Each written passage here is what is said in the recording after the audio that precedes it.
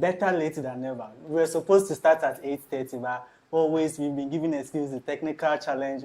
So today, bear with us, but we are going to delve straight into it. We'll be talking about that is the Brazil-Morocco match, and also US has also played a match against Paraguay. We'll be delving into that. We'll be reviewing that match. But for now, our main focus is going to be on the Brazil-Morocco match. We'll be talking about everything about this match. I'm Moja Moses, and I'll be doing this with Father Ben.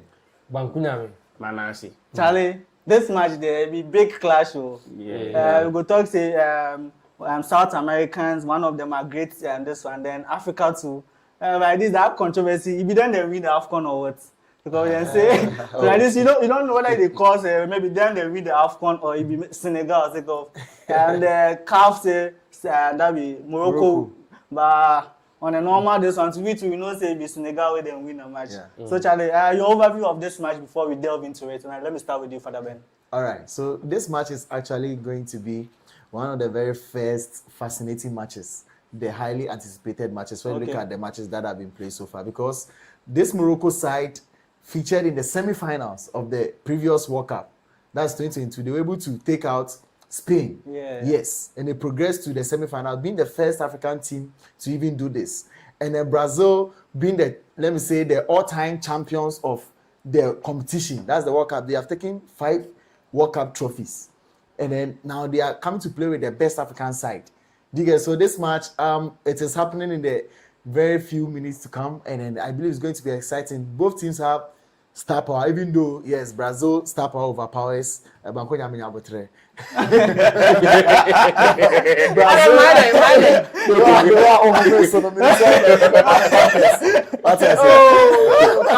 on. Remember Bankonya start.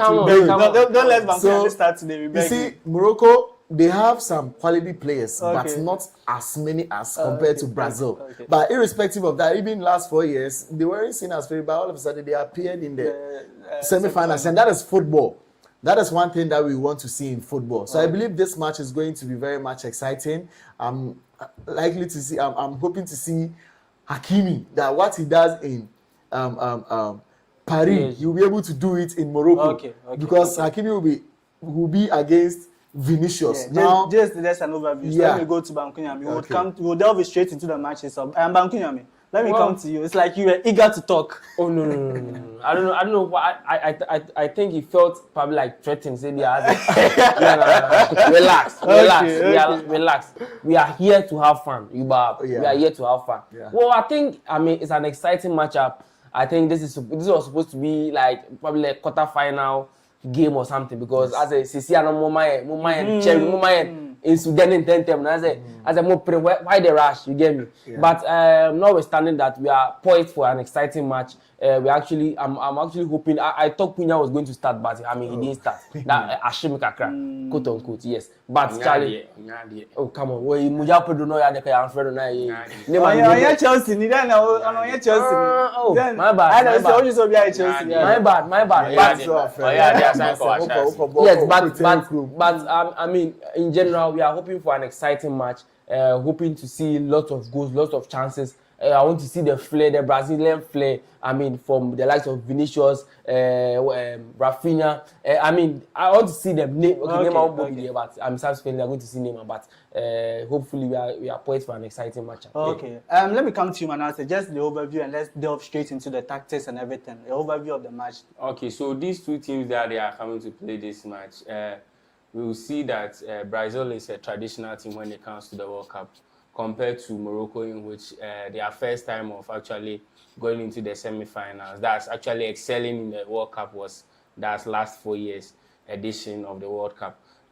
Coming into this game, you could see that both teams have some quite number of squads which are going to appear in this game. And Brazil being a traditional team, yes, indeed, they might have some kind of history backing them. But for the past few years, you could see that Brazil has actually struggled in the World Cup. And Morocco has actually picked some kind of weight in the World Cup. So we are going to see an interesting game over here. Let's see how it actually pans out to be. Yeah. Okay. And let's move straight into the tactics and everything. Let me come to you, Father Ben. Both teams are playing, and that's a 4-2-3-1 formation. Yeah. And when you check all the teams, both of them are having attacking powers. Yes. When you look at Morocco, they are front. They have the likes of that's Diaz. Yes. You also have so they have a good number of players. And when you come to that is also with that is Brazil. They also have the likes of Vinicius, Rafinha, which on a normal day they would hurt you. Yeah. So we're looking at these two sides. On a paper, you will talk about the fact that okay, maybe Brazil has the upper hand. But let's delve into the tactical wise. What do you think? Do you think Ancelotti and his boys would be able to and that is destroy Morocco, the giants of Africa also? Yeah. Looking at the two teams, Brazil is the favorite. Okay. Because looking at the performance of Vinicius and then Rafinha, they have been excellent in the previous years, especially with the club side. Okay. And then, they have Thiago, who has been exceptional in the Premier League, especially the just ended season. He was able to actually keep up with the competition with Haaland. And then they have Casemiro there too, who is featuring in this match. Looking at their defense too, that's Brazil. They have Marquinhos, the back-to-back Champions League winner for PSG, and then Gabriel for Arsenal.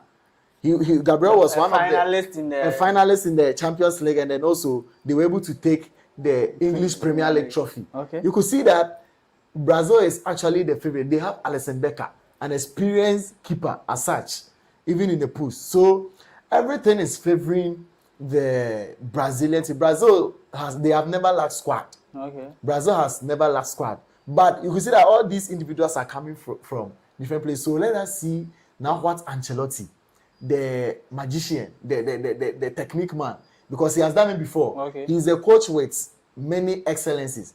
He has done a lot for club. Let us see how he'll be able to combine these individually brilliant players and then make them work together. Because Vinicius is from Real Madrid, Rafinha is from Barcelona, and their style of play are totally different. Okay. And you could see that Ancelotti's style of play will be more of that of Madrid. That's long ball counter-attack style. But when it comes to Barcelona, it's their possessive tiki-taka style. Do you get it? So let us see what Ancelotti has in place for us. And when it comes to the Morocco side, I believe going into this match, they will want to be a little defensive. Okay. But just know that with the attack, when they get the opportunity, they are going to score you. I want to liken this match to Germany versus Ghana in the 20. What's simple? I didn't give him the benefits of the doubt. He just said an example. You see that match that Germany played against He's giving our viewers more of this one. Germany played against Ghana. Okay. That match ended 2-2. Okay. Germany had every squad. Okay. When it comes to one-on-one, they were in front. In fact, they won the World Cup in that year.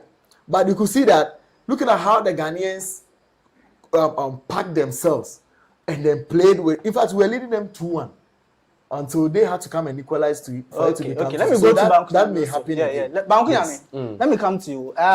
It's like this guy Edison. When it comes to Brazil, Alisson has been injured for quite enough. The whole so the season was even about to end. He didn't even feature in any match. All of a sudden, when they went to when they started this World Cup friendly match, Ancelotti is also at first we would say that okay, maybe it was the previous coach that was fair, but now this Ancelotti is also in, and he didn't start Edison that has been playing frequently. What's your take on all this? Well, I think Alisson Becker embodies a modern day goalkeeper, right? Alisson Becker is good with the feet, good with the arm, one-on-one. I think one of the players said he's one of the best 1v1 goalkeepers you can ever meet. Okay. Because he's able to spread himself to actually save the ball. And if you see what Ancelotti is trying to do, he's trying to play football holistically.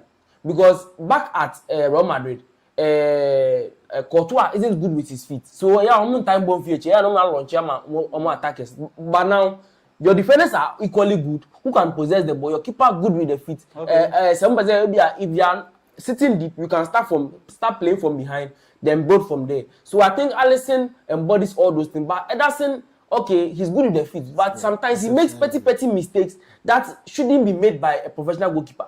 You get me? Okay. You can, if you can read the same meaning into why Donnarumma was moved away from PSG.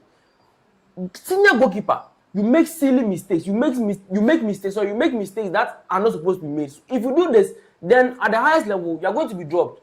You get me? So I think what's his name? Ederson. I mean, being on the bench and as a being not starting, I mean, is the right decision. And I think Ancelotti, I mean, has set up a side in such a way that they are going to be dynamic enough. They are going to play a holistic football. They are going to possess sometime. If there's a need to sit deep, they are going to sit deep. If there's a need to play on the counter, I think they have the likes of Rafinha, the likes of Vinicius, and Igor Thiago. And if Charlie Omobana time in corner, they need someone to actually come and effect the game. They have the likes of Matheus Cunha on the bench. They have the likes of Ryan, the Bournemouth star on the bench. They have a lot of players that can actually, Endrick as well. So they have players. So I think this game, everything is quite, I mean, favoring Brazil right now. I think everything is going in their favor. Okay. Let me come to you, Manasseh, also. Do you also side with that is Bankunyame and that is Father Ben with Brazil, everything favoring Brazil going into this match? Because with Morocco also, do you think Morocco is going to defend? Or they're also going to play an attacking football? They are just going in all out and also defend, or they are just going to defend and also use a counter attack as maybe Ancelotti will also be using? One thing you should notice in this particular game is this game is actually going to be all out or defend game. Okay. Both teams have some quite number of players in which are very good in terms of attacking, and both teams also have some quite good number of players in which they are also good in defending. The battle in this game is actually going to be won in the midfield. Okay. I think the Moroccan midfield is actually not as good as compared to the midfield of Brazil. Casemiro, I think that's where I think the difference will be made. But last year during the World Cup, Morocco brought a young guy. Is it 20 or is it 19 years? Azadine Onai. Yeah, I mean he's starting today. Yes, he started. Yeah, I think after the World Cup, he had an excellent World Cup tournaments, but after the World Cup, he didn't disappear. I think most big teams came for him. I think he went to Lyon also, but he couldn't perform. Live up to expectations. Right now, he plays for Girona. He's playing for Girona. So I mean, he has moved from those clubs after 4 years. Let's see how these players, because I see Morocco doesn't have a midfield that's tough compared to when you are seeing the likes of Casemiro, Bruno Guimaraes, and also Paqueta actually being in the midfield compared to Azadine Onai and maybe Amrabat and the likes. Amrabat didn't even start. He's not even starting. So you could see that the strength in terms of the midfield is actually not good at. Okay, notwithstanding that, we could also see that they have some equal amount of talent in terms of their attacking prowess. Comparing the likes of Brahim Diaz, he's also very good when in terms of attacking. They have the likes of Ezazuli, who plays for Real Betis, and they are striker. Is in the number 11 or so, who is also very, very, very good. So these players are actually very good in terms of when it comes to the Moroccan side. I would say that you see now the Morocco national team is actually moving ahead because now their players are not playing in. Most of them are not playing in the league itself. Most of them are actually outside playing European teams and the rest. So you could see that yes, they have some strong national team over there. Even though they have some players in which are also coming from the local league. So in this match, yes, in as much as we can, we are not ruling out Morocco in this particular instance. I think they will give Brazil a match in this particular fixture. I'm not ruling them out at all. But if Brazil will win, maybe it will be a slim win. Or maybe Morocco will have a draw. Or maybe a shock will be a Moroccan win. Right. Let me add a little to what you said. Right, I think the Moroccan side, they work as a single unit right now. If you look at their run in the AFCON, how they played, I mean they can boast of a lot of stars, but the most important thing you could see in the team was the unity, and you can see that yes, this people they have unity. And if you start from the goalkeeper, that's Yassine Bono. The guy is a world-class goalkeeper. I'm going to put him right now. If I want to pick top 10 goalkeepers in the world right now, you can't omit him from. Oh, definitely. Yes. Even top 5, he should be among. Top 5, maybe a better than Kakra. But he can. He can top 5. Okay, he can. You can make the make mention of Courtois, Alisson, Donnarumma. Then who again? Oblak. Then probably he comes. So top Yeah, 5, I think top 5 probably is going to be inside. But I think this goalkeeper. Hey, we didn't forgot of Neuer himself. so that's why I made it a border net say top 10. Top 10. Yeah. Top 10. Yes, he's going to be inside. So I think Yassine Bono is going to play a crucial role. I mean, he's 1v1. He's also good. He's a good shot stopper. And I think the and defense. even when it comes to penalties too. Yes, we say we haven't got penalties in. Oh, but maybe when it comes to like they say in-game penalty. Okay, maybe. Yeah, maybe. And let's look at the defensive line of Morocco as well. You have Moussa Mazraoui and Hakimi. I think Yes. Kilman also. Talking of these Hakim. two left back and right back, that was my follow-up question. Okay. So my follow-up question to you, Father Ben, and also you, Bankunyam, you take 1-1 from me. That is Mazraoui and Hakimi. They are going to face, that is Rafinha and Vinicius. How do you think this battle is going to end? Yes. So this should I call this quality test? We will see who is who. Do you get it? Okay. When you look at the PSG setup that Hakimi finds himself, they have a very robust system where even the defense is part of the attack. Do you get it? And Vinicius and Rafinha playing for Barcelona and then Real Madrid and then Barcelona respectively, they do this form of high pressing attack. So we will see who is who. Both defenders and then the attackers from these different teams are very good. They are world class. Do you get it? So let's see what will happen. And that's the exciting thing that we want to see in football. I can't straightforward say Hakimi will stop Vinicius or Mazraoui will stop Rafinha, because stopping these players is not an easy task. It's a difficult hurdle. Okay. And I want to also say that Vinicius will overpower Hakimi because Hakimi has been exceptional. Do you get it? Okay. So let's see what happens. Okay. Well, let me add a little, right? I think we should admit that both players are right backs. Yes. But one will actually play at the left back, and the other will play at the right back. Hakimi will probably play at the right back because he's going to actually attack. I think him and Brahim Diaz on the right side are actually going to attack. So it makes sense for him to be up there.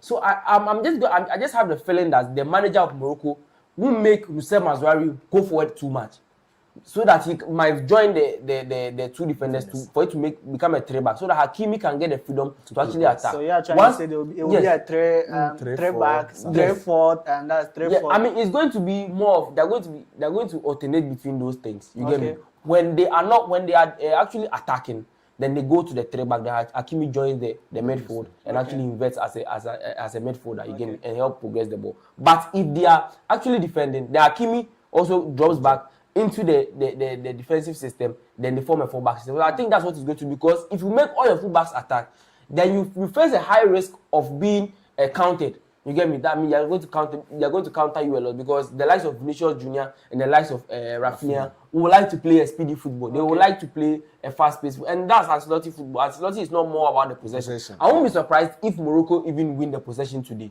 I won't be surprised, because Ancelotti is not just about the possession. He's just more about getting things done. And I think Ancelotti, something we are overlooking is Ancelotti is more of a tournament player. Manager. As a coach, tournament manager, coach, anyhow you want to call it. Okay. He knows how to play these tournaments, and I'm just tipping him to actually go ahead very far in this tournament. Okay. Yes. But one thing you should also see is that this particular fixture, if Brazil goes to sit down, like sit back, that's low block, and allow pressure, they are going to lose this match. I bet you. Oh, it's a game planning which they can come up with. Okay. It's a game. They're not going to sit back. Brazil has never really done that. They're not going to sit back. They're not going to sit back. They are always pressing. But they might have a defensive approach to yes, it. yes. Because of very Ancelotti, defensive yes. Okay. Just that they'll just be doing counter-attacks. Right? They'll be countering Morocco. Yes, and I think if Brazil counters 1, 2, 3, out of counter by 5, Oh, one thing you should also look is that they have speedy, that's wing backs, right? Hakimi one thing you also look at. Hakimi is there. Mazraoui is not that. Mazraoui is also wing back. So when it comes to counter attacks, maybe they might nullify that area. That's why I was saying that in this match, if this match is, Brazil is going to win this match, then it's going to be their midfield. Okay. Because I don't see the Moroccan midfield to be that strong compared to what the Brazilian midfield. Because they will definitely overpower but let's look at something, right? Let's look at the conditions right now. Yeah. Right. They are playing I think in Canada. Yes. I mean they are in the your summer and US Anna. US. New Jersey. Yes, New Jersey. Yes, your summer. And you can see, okay, the Moroccan players, probably the African weather is quite a little harsh. Yeah, a little harsh kakra. And see, so if you want to take as this, for Morocco, they are almost in the same. If you want to take this into consideration, Casemiro is old. Yes. You won't get this. Is not the Casemiro of old. Casemiro is old. Yeah. Casemiro, I get a swan at most after best 60 minutes. Yeah. I mean, he will be struggling. That's why he's also pairing him with Bruno Guimaraes. Well, I mean, you can't do it alone. So you just you see, Bruno Guimaraes, even in Newcastle, he can handle or play as a single pivot. Only him. Then Tonali will be just doing the distribution of passes. So over here, I'm seeing that Carlo wants to do this. Bruno will just be doing the dirty works for Casemiro. And all Casemiro needs to do is just position himself very close to Bruno, then take the ball, then maybe release the passes to Paqueta and the final third. Okay. Now, your last, who do you think is going to win and the number of goals? This is a 2-1 win for Brazil. Okay. Yeah, I'm going to go with a 3-1 win for Brazil. 3-1 win? Yeah. A 2-2 draw. 2-2 draw? Yeah. Wow. Okay. Charlie, the match will start very soon. Yeah. So the match will start very soon. So let's just move straight into the matches that has also been played. Let's look at the USA, and that is Paraguay. That match will also 4-1. Bangunyame, where they are farm. Your predictions went through. You said and that's US will win, but your goal margin didn't really go through. It was a 3-goal margin. I said it was going to be 3. I said it was going to be 3-0. Yes, and this one is still a 3. But don't use. We wanted. If someone wants correct score, but let's move straight into that match also. So with that match also, let me come to you, Bankunyame, Pulisic. You and that is Manasseh said that we are going to see more of him in the match. I think I even said that Pulisic is going to score 2 goals. But it seems in the first he didn't score a goal. No, he gave an assist. After the first half, when they came back, Pochettino removed him, and I don't know whether it was due to injury or something, because you can't just substitute Pulisic like that. And this guy, we know that he's prone to injury. So we are yet to know or confirm what. But how did you see Pulisic's performance in this game? Because you and Manasseh were tipping him to perform very well with the likes of that Mackenzie. Yeah. But I think I predicted that this guy, the striker, will score a goal. Yeah. No. You both of you were more. I said if the game is going to end 2-0, and with a 2-0.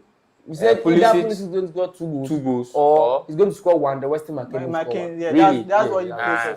Yes. So, but I think the game was really nice to watch. I followed the game quite diligently, and I think in general most of the things I anticipated to happen in the game happened. Okay.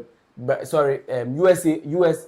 I mean, dominating most of the possession. I mean, playing most of. I think. Talking of possession, let me not cut you. Let's look at the stats down. So with the stats also, it's like this World Cup. We are seeing a lot of 60 plus possession. That is US had 65% possession. With that is Paraguay also having 35.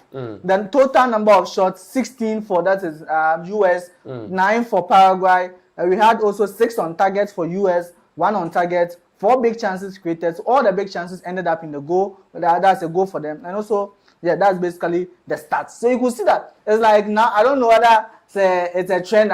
All the teams that are playing, let's say if it's the home side, they are rather all getting more possessions as compared to the other side also. Yes, you see, I actually predicted that. I mean, since US is playing, I mean, on their home soil and all that, host nation and all that, they are going to dominate most of the game.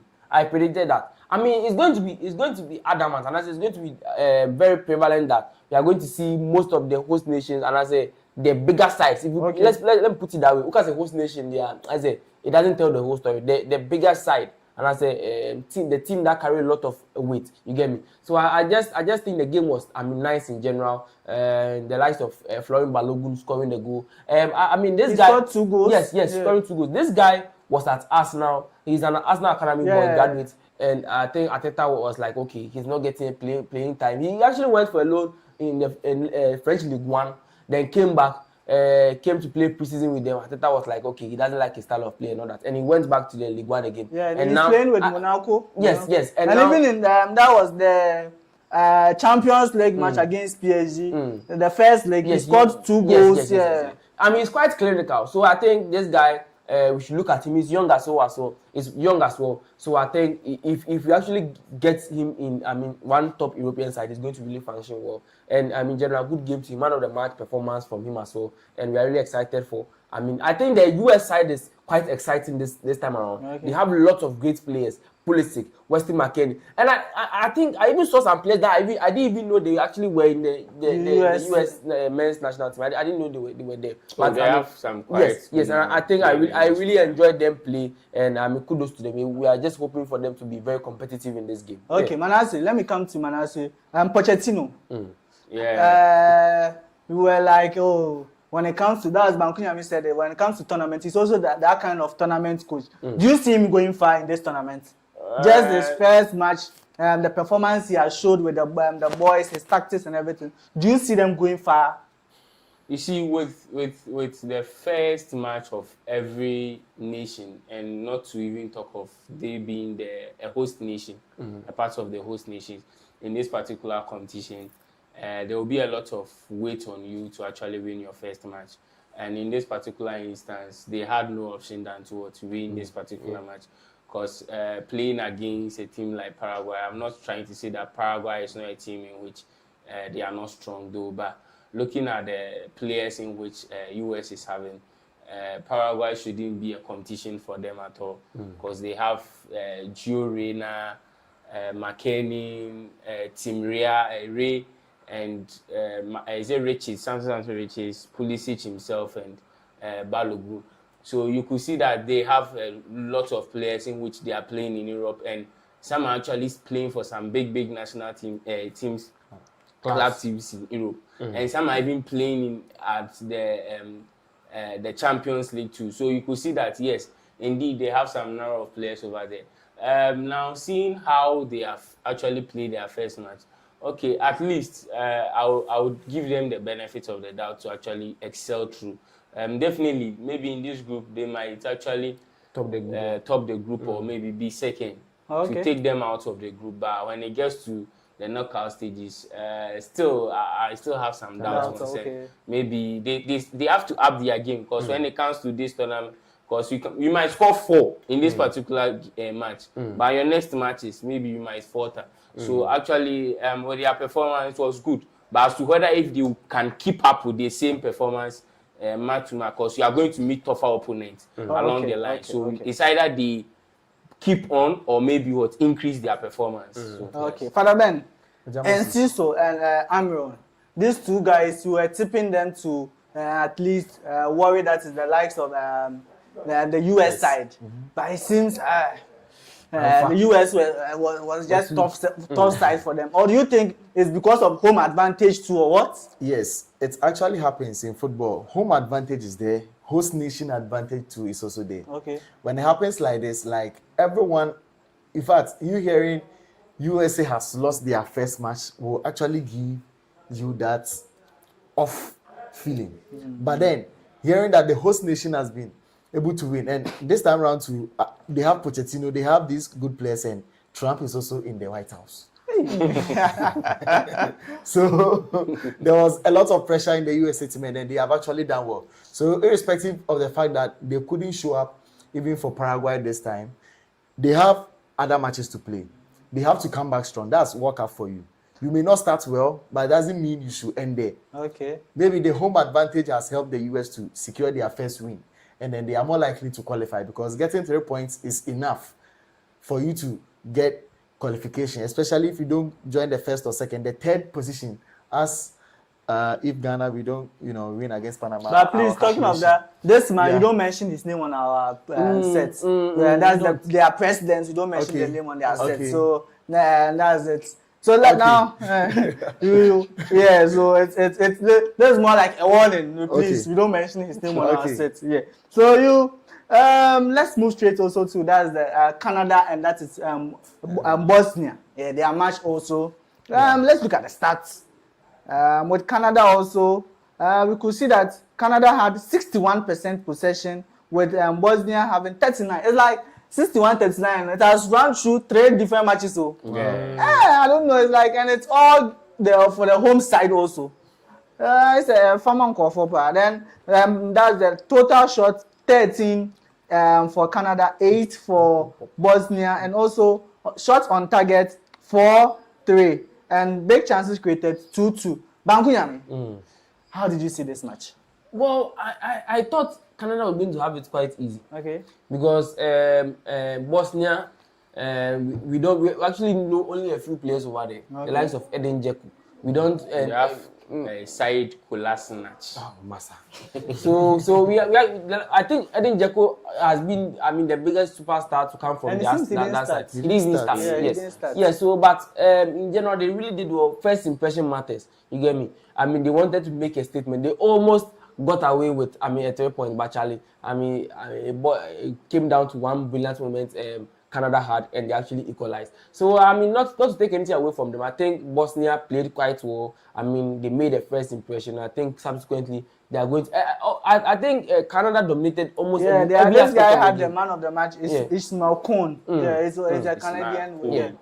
I think they Ismail dominated Kone, yeah. every aspect of the game, but they couldn't come up with the 3 points. A single point is not anything to downplay, but I think Canada played quite But well. so far, all that's the host nations. None of them have lost a match so far. Yeah. Mexico won. That is Canada Canada has also drawn their match, and the US also was able to dominate in their first match.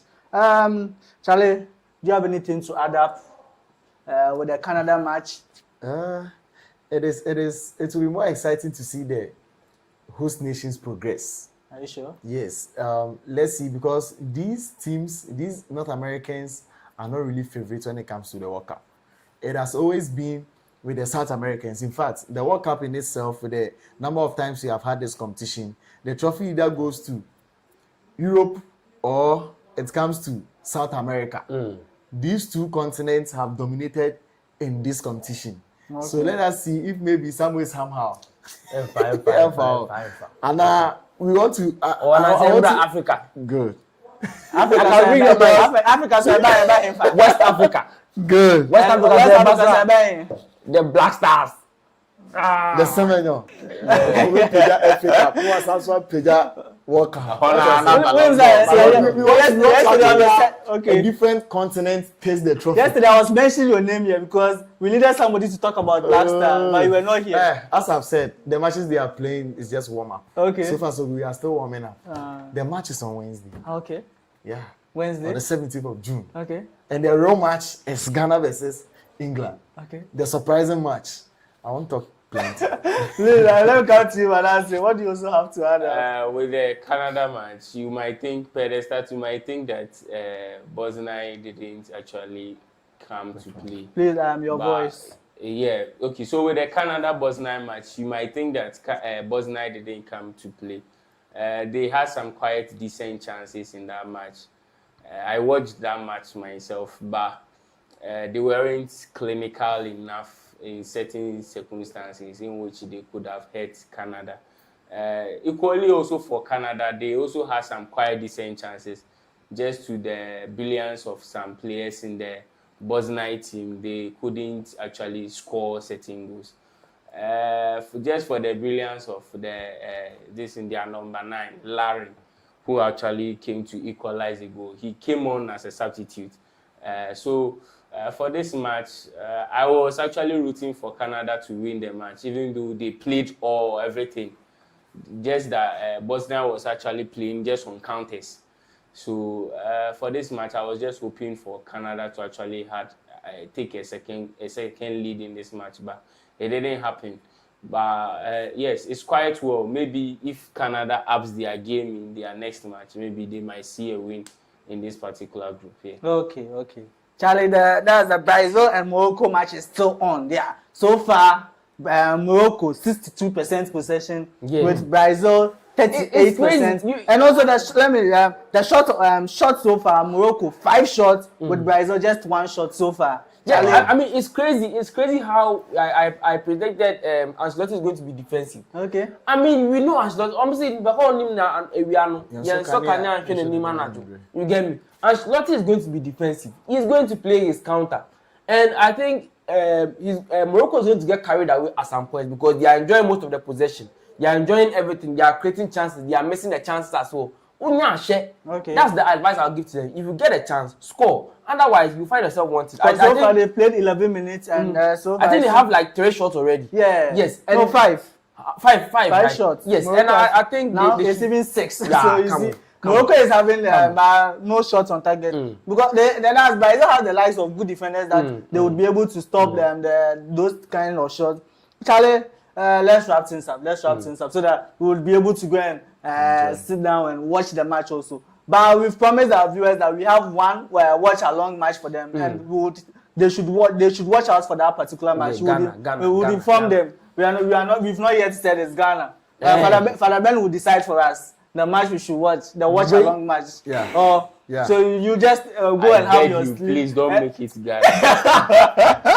I beg you. We would have one watch along. Okay. as simple as that. Okay, Charlie, let me start with you, man. That's your last words and let's wrap things. Okay, so so far, yes, we are still seeing some quite nice matches around. We saw that of South Africa for the opening. We also came to see South Korea, Canada, then now US, and also talk of Switzerland and the rest. So yeah, it's actually quite entertaining so far with the World Cup. So with the fixtures in which they've played so far, we are just to see how our country will actually fare in this particular tournament. Okay. Let me come to you, Bankunyame. All right. So I mean, I thought we were going to actually stay here quite longer. I'm saying, I grow near them, not at least some classes for you, but yeah. So I mean, I thought. What do you mean? Correct. Correct. Yeah, correct. You get me? So I mean, let me bring it into the English. We have viewers from different countries, so Charlie, let them also. As the play becomes sweet, the night reaches the village. You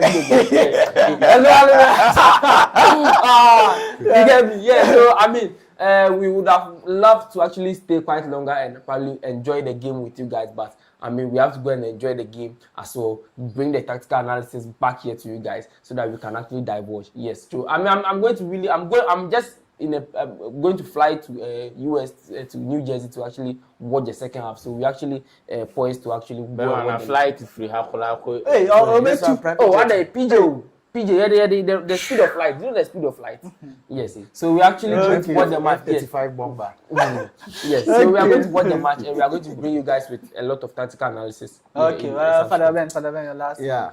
So as it is, the Morocco match, I still go with Brazil winning over them, and we are here to see even more exciting matches. Projector. No problem. So the moment the feed drops here, then you start. The feed is here to come. It's coming. Charlie, Father Ben. Yes, so let's our viewers, let's just apologize. We had some technical challenges, and Charlie, your last words. Yes. So as I said, we really want a different continent to taste this new upgraded version of the World Cup, preferably Africa. Yes, or in my second choice, any of the host nations, because all of them are in the north of America. And then we are here to see even more exciting games even in this tournament. All right. Charlie. But I'm coming back. Okay. I'm coming back. What I say? But before you say something, our viewers, anytime you join our live channel, just drop comments for us. Just drop your comments and we'll read it live for you. But we are here for you. We are not going anywhere. We are here for you. So we'll be doing more live and during this World Cup. We will be there with you. All the matches we are going to talk about it. Charlie Bankman, let me come to you. All right. So I'm actually quite sad. I mean, just as I said earlier that Matheus Cunha didn't start the game. Yes, I'm sad because Charlie, this guy, I mean, he was in top form during the season and he didn't start. Charlie Ancelotti, make you not do we like that. We dey beg him. We dey want building confidence to the next season. We dey beg him.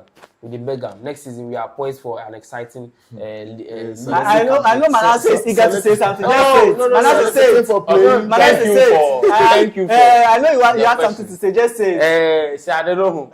Okay, now so player yeah there. And you say I had a patch or say. Oh, come on. I don't know. Managers have their favorites. Come on. It's not that managers have their favorites, brother. Managers have their No. Front three. Why no beat me too? Wait me to number 10. But I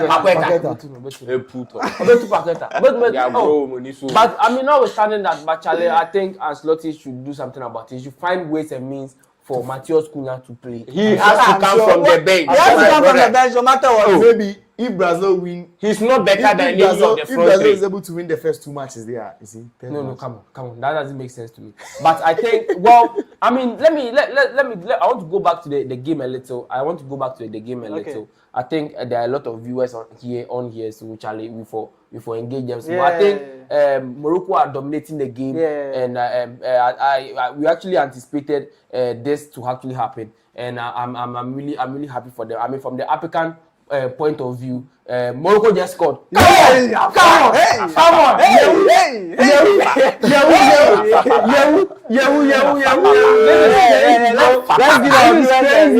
This is crazy. But you know, all of a sudden, the start has turned. I said that if Brazil comes to sit back and wait for Morocco to come.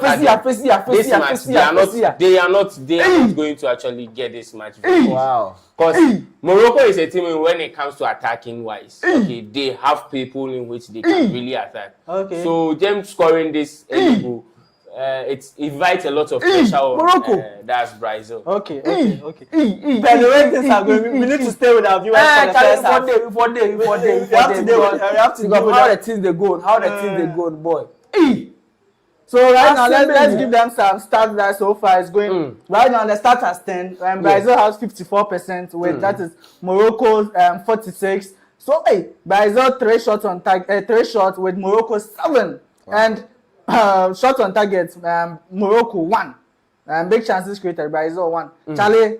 Match now, I mean, Charlie, the game. I said that this game shouldn't be played this year. It should be like some quarter-final game because if you look at how they are playing at this point, end to end, creating chances. Charlie, their goal is solid. The striker. You people are just predicting Brazil.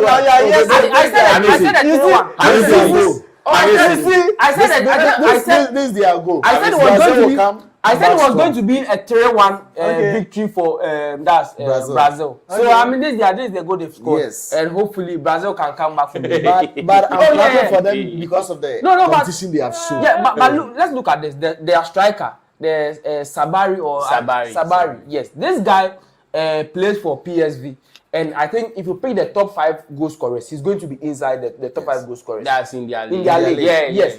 And coming into the World Cup, I think he'll be poised to actually bring bring us something new in the World Cup. And I'm hoping for. I think he'll be the Moroccan national team is doing, but how the Moroccan national team is doing, but how consistent can these players be? Let's say Semenyo can do it for 1 game. Let's say Semenyo can do it for 1 game or 2 games. Can we get another player in which? I think earlier in one of the previews, and we're like they've invested a lot into their football. I mean, with regards to how they actually invested, and now if you look at they've dominated Africa and now they want to dominate the world as well. The last World Cup, we saw them go to the was it the semi-final? Yes, it was semi-final. And now they've scored Brazil. I think Brazil is number 6 in world ranking, and they are number 7. Look at the improvements over the years. I mean, I think up until in the last 4 or 5 years, we weren't hearing of them. All of a sudden, they are up everywhere in our eyes. The investment they've done. I mean, you can't boycott that. You can't just let that go away. And I think they've really done a great job by doing that. They are still possessing the stats and everything. The game is going quite well, and I think. Father, I say why some of these are Brazil and pass and don't be worried. You see, my only doubt concerning the Moroccan national team was actually the change of manager over there. They had Walid, is it Wadrego? Changing him and bringing the new coach. I thought maybe it would actually worry them. I think when they went to the AFCON, they went with the new manager. So you could see that with a new change of manager, I thought maybe they might struggle a little bit. You know that I think they have their structure over there. They have their structure such that once they even change the manager, yes, they still can actually play. Yeah, you should understand it from this point of view that they're a team in which a lot of people are actually going to look at. With the final last edition of the World Cup, they went to this. That's the semi-finals. Is it semi-finals? Yes. So there will be a lot of eyes on them. So they had no option than to beef up their squad over there. And with now how the team is actually faring, you could see that with the past AFCON in which they played, they went to the final. So you could see that at least if this team doesn't perform, they should actually get to either the quarterfinals or maybe the semi-finals of this competition. So right now, with what they are doing to even Brazil, I wouldn't be shocked if they win this match. But I'm still poised that I'll be looking for a draw in this match. Maybe Brazil might come around. If Brazil also equalize. But you can see they're actually coming into the game right now. I think if you look at the possession right now, Brazil have played 55% of the possession so far, and Morocco has played 45% of the possession. I think total shot Morocco is still leading. They played 8. I don't know the confidence, how they are getting the confidence to play like this. I just don't know how or where they are doing this. You see, with the Brazil national team, it's also one thing you have to look at. We sometimes look at their attack and their midfield, but we also forget that they also have a defensive problem. With their left back and right back, they are actually players. They are mid. They are mid or they are just as average players over there. The only players you can talk of is their center half, in which we have the likes of Marquinhos and Gabriel. So over there, you could see that they might struggle a bit. As you said, with Casemiro addition, he's not that as fit as, not necessarily as fit, but he's not on that level again.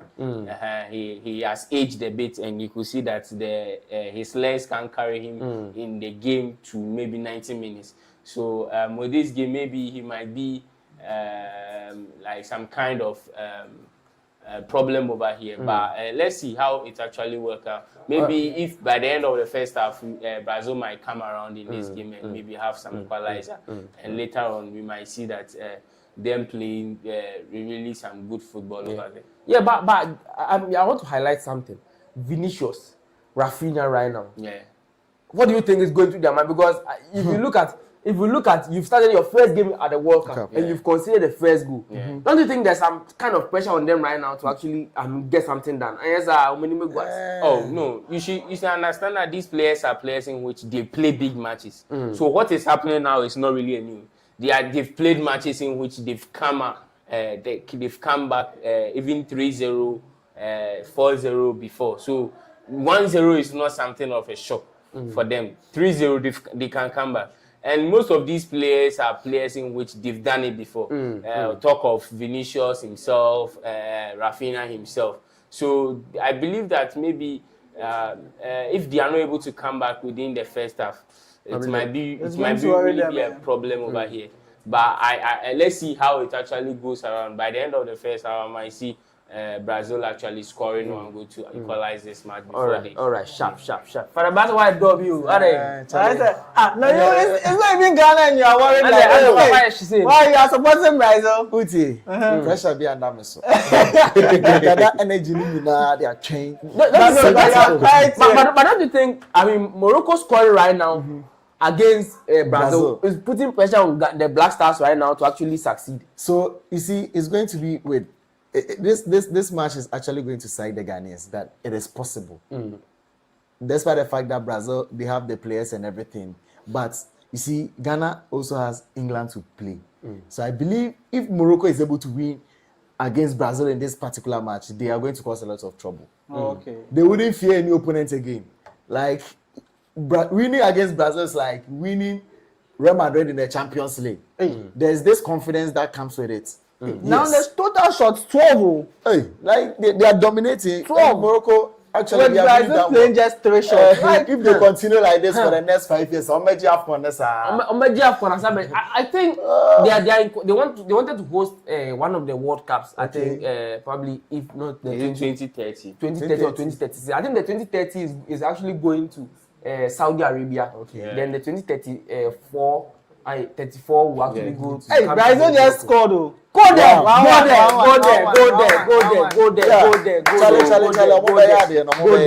Oh, as soon as I make a Manu is you. Manuensi, 1-1. Go there, Brazil. Go there. Papa, go there. Oh, like I say, you are not supporting your fellow Africans, but Charlie, and yes, sir. Support your own. Obisi Kana, baby. And yes, sir. Obisi Kana, Vinicius Junior. Vinicius Junior. Bruno Guimaraes assist. Vinicius Junior. And the time is. I think just 32 minutes. Okay, so probably they might go to the first half with a draw. Then maybe the second half they will just. Vinicius Junior. Golazo. Charlie.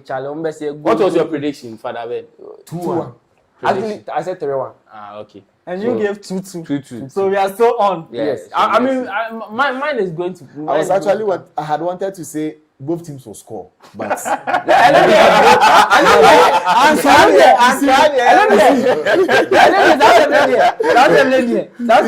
at the attack of the two teams, is more or less they will all get advantage to score. But I just know that Brazil will win. That's why I predicted 2-1, because it wouldn't be a game where Brazil would dominate throughout, and then Morocco wouldn't be able to do anything. Yes, they will actually show up. So a 2-1 win against Morocco, at least it's a sign they will show a good fight. But we are waiting to see what will actually happen. And there's football. Football comes with surprises, comes with exciting moments. It comes with unexpected moments, and that is what comes together to create the history. I think this game, they are giving it to us at the wrong time. At the wrong time, because this game, Charlie, the game is really nice, Charlie. Yeah, it's really nice. It's really nice, bro. Yeah, Charlie. So the match is still on. It's still on, Charlie. Let's give them some stats. Give our viewers some stats and let's. The goal was scored by Vinicius Junior. I think this guy is really going under the radar this season. The goal is called phenomenal goal. I think it was almost at the edge of the 18-yard box, and he scored a nice goal for us. Charlie, first year, and that was the name of Iba. Yeah, I mean, Bruno Guimaraes. I was speaking about him earlier. That it was Manesi that was spoke about him. That this guy does more of he releases the ball on time, does everything on time, and I think this if he delayed a little bit. And can pass this year, but Charlie, you could see how he passed the ball. Vinicius received the ball on the half 10 and actually did everything right to actually get the goal, bro. Yeah, that was top notch. So let me also give our viewers the stats as the match still goes on. So still now at 52% possession, with 48 for Morocco, 52 for Brazil. Shot on target, shot now is 4-12. 1 shot on target, so they just had their fair shot on target, which ended up in the goal as a goal. And also Morocco 2 shots on target, big chances created, 1-1. Yeah. So Charlie Manasi, why it's like you are quiet? Is your money passing somewhere? Oh no, no. But you see, with the stats you mentioned, there is something in which you have to actually point out that irrespective that Brazil is actually playing the football, we should also add that they are not being clinical, because you can't play 4 shots and just have one only on target. That means you're actually not being clinical over here, with the other team having more shots and actually having more shots on target. So in as much as Brazil is playing the ball, they are just having the ball. They are not doing anything in terms of attack.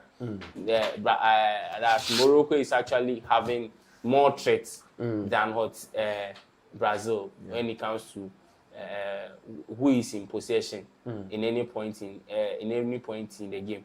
So over here, let's see how it actually goes around, because I'm still looking out for Brazil and both of them to Brazil to score one again and Morocco to actually equalize back again, so that the game ends in the draw. No, I think I already have drawn it. I saw be a person no scores but for the first half, it's actually going to end in a draw.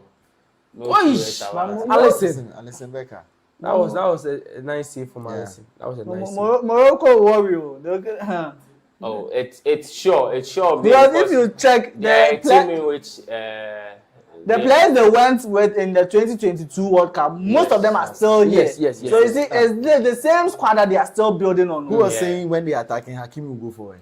They are doing the exactly that. So when they get the ball, Hakimi is gone. Then it will be left with 3 players. What I say, Masraoui? Yes. You get me? So I think this is just simple mathematics, because if you look at the attacking power of Brazil right now, they are actually top notch. Yes. You get me? So you just have to actually just sit back, let some of your players sit back, and only in the defense they really switch back to 4-4-2.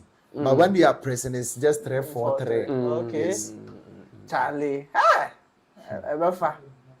This is a show behind the way, Befa.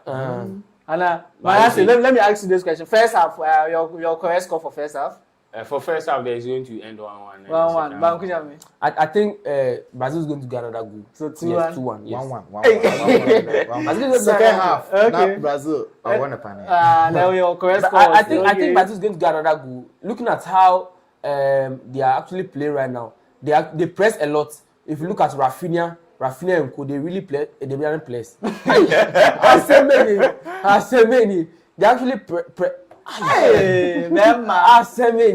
they press a lot. How did you press? Oh, come on. I pressed my attack for church. That's what I'm asking. Nah, you already asked me that. What okay. Leave it for our viewers. Yes. Okay, so we continue. So they are pressing a lot. Look at Rafinha, the way he's playing. He's pressing a lot. I think he got Thiago and Jimmy in the film. After second half, when he comes in, plays a little, probably like 10 to 15 minutes. Who is their second? Apart from this guy, who did they go with again? Nice. That was a silly challenge. Casemiro, Sembeni. Why? You get me? Yeah. So ball clapped. Yes. Pata amba de sibo be ya no. But show mo nyina we. Aboasebo. All right. Well, I think that was a silly tackle from Casemiro. I mean, the booking was not. It's actually going to affect his activeness in the game. All right, but I think the officiating throughout the World Cup has been top notch this time around. This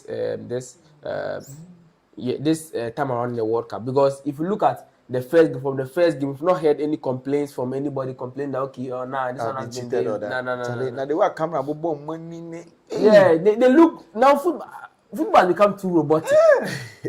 No. So you can't enjoy the game again, it's not about you enjoying. They actually want the accuracy of it. It's about certain points in the game in which need to be studied, in which now has brought about these advancements a bit, because we just want to enjoy the game, and in enjoying the game, there are certain moments in the game in which needs to be actually very, very fair. So in order for them to actually do that, they brought there were some ideas that came up. Okay, how can we actually make the game better? Okay. Without disrupting the whole beauty of the game. Yeah. So in terms of the goal line technology and everything, because I remember, I think it's the 2006 World Cup where Zidane actually played the panenka and it hit the bar and it came down.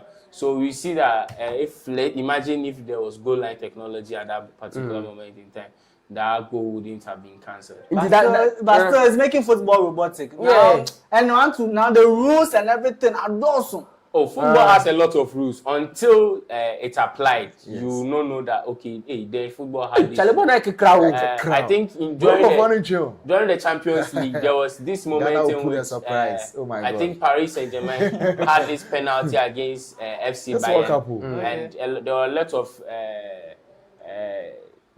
comments surrounding why the referee gave that penalty. And I think there were 3 instances in which a referee can actually whistle for a penalty in an 18-yard box. And you could see most of the things in which none of us actually knew about them. But yes, it's actually, there are rules there. So unless it's been applied, you will never know that, they have this kind of rule over there. All right. Okay. Charlie, the match is still on. Now, starts 55% possession for Brazil. 45 for that is Morocco, and still the same shots 4-12. So it seems now they are just they're playing in the middle. Back and forth like that. They are just playing the ball in the middle. Yeah, because the tackles that are going on from both teams are not easy. And also Casemiro has just Casemiro got a yellow card. Yes. So actually, when you said the battle will be in the midfield, it's actually true. Yes, the Morocco team is actually showing now some resilience. So right now, we pray that it will be the same in the second half. Yeah. So right now, you see that the kind of pressing in which the Moroccan national team is actually doing is they are doing the low block pressing. Yes. That's from the defense to the midfield. So they are actually not going further away from the half of their half. So right now, what they are doing is they will come back to their half. They will not press beyond that half. Once they get the ball, they do some quick transition over there, then try to see if they can actually go into. So name on the bench. Charlie. This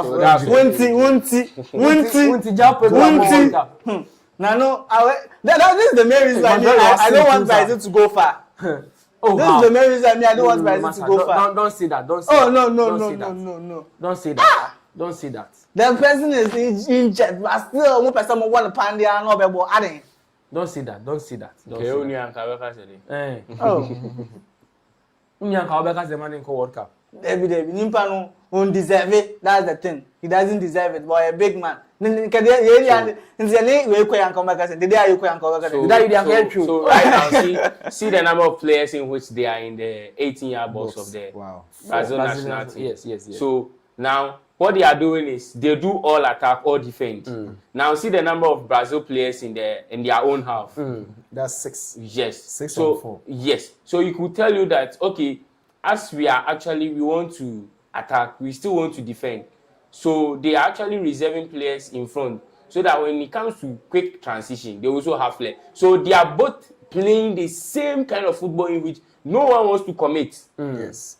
No one wants to commit in this particular situation. So you understand that, okay, it will get to a time in which the possession and everything, the start of the game will actually be that's balanced a bit. But maybe you have a team which will have a slight edge over the other. So I don't see, that's why I was actually seeing that, okay, this game is actually going to end in a draw. But it can happen though that, but I'm mostly sure that this game would actually end in a draw.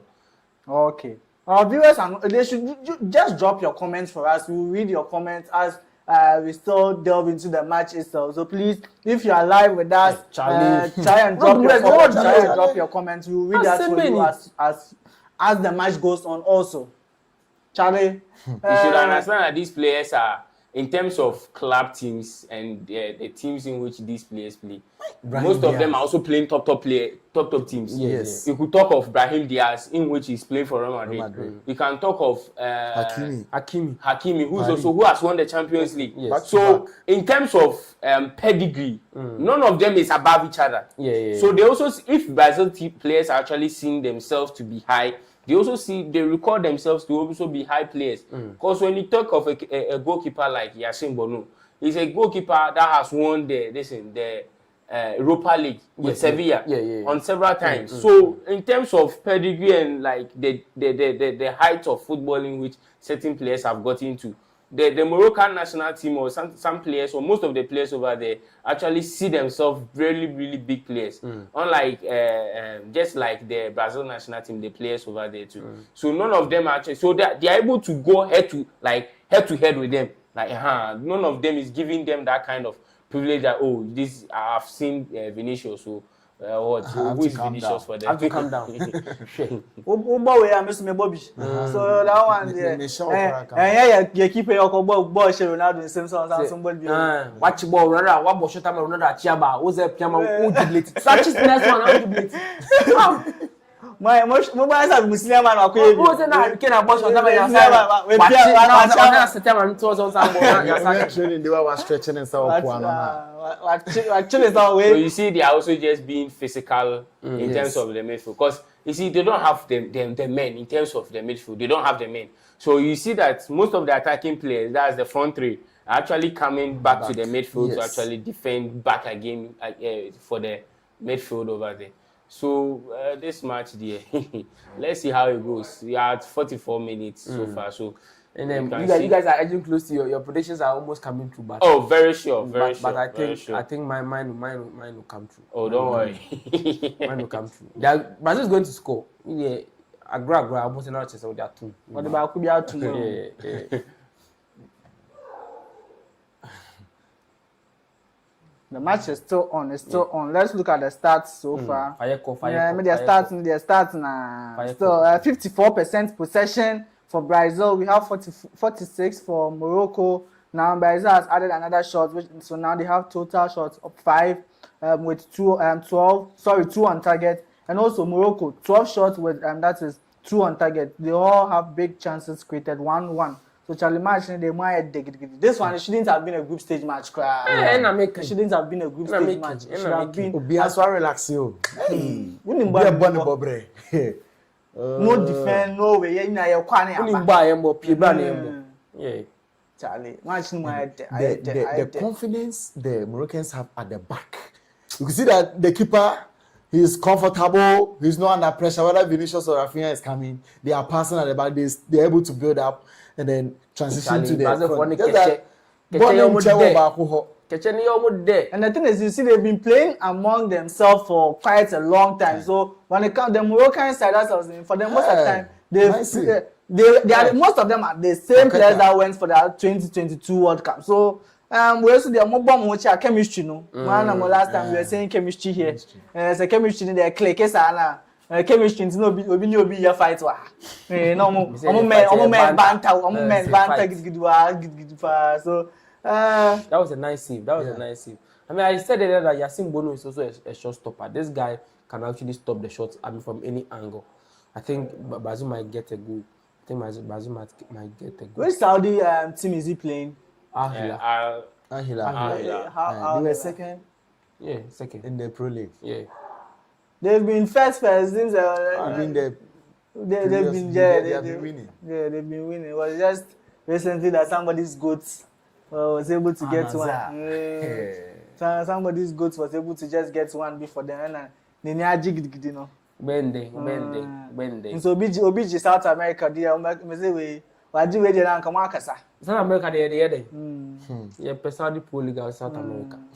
Hey.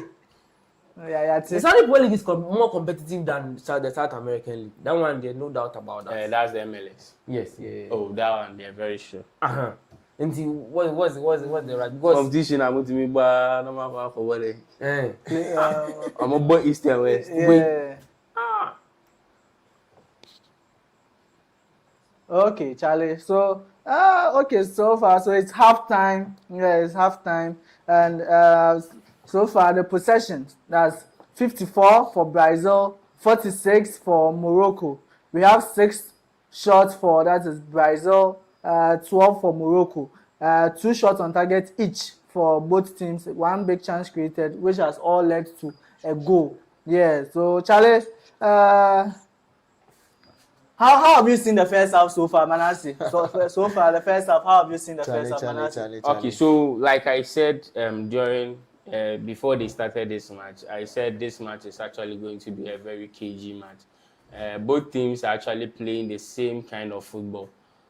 Just that the Brazil national team just need to be very decisive in certain moments, and you could see that the Moroccan national team is actually not backing down with their low block pressing and this sitting deep. And whenever you could see that whenever the Brazil national team has the ball, they sit deep for the Moroccan national team to actually possess.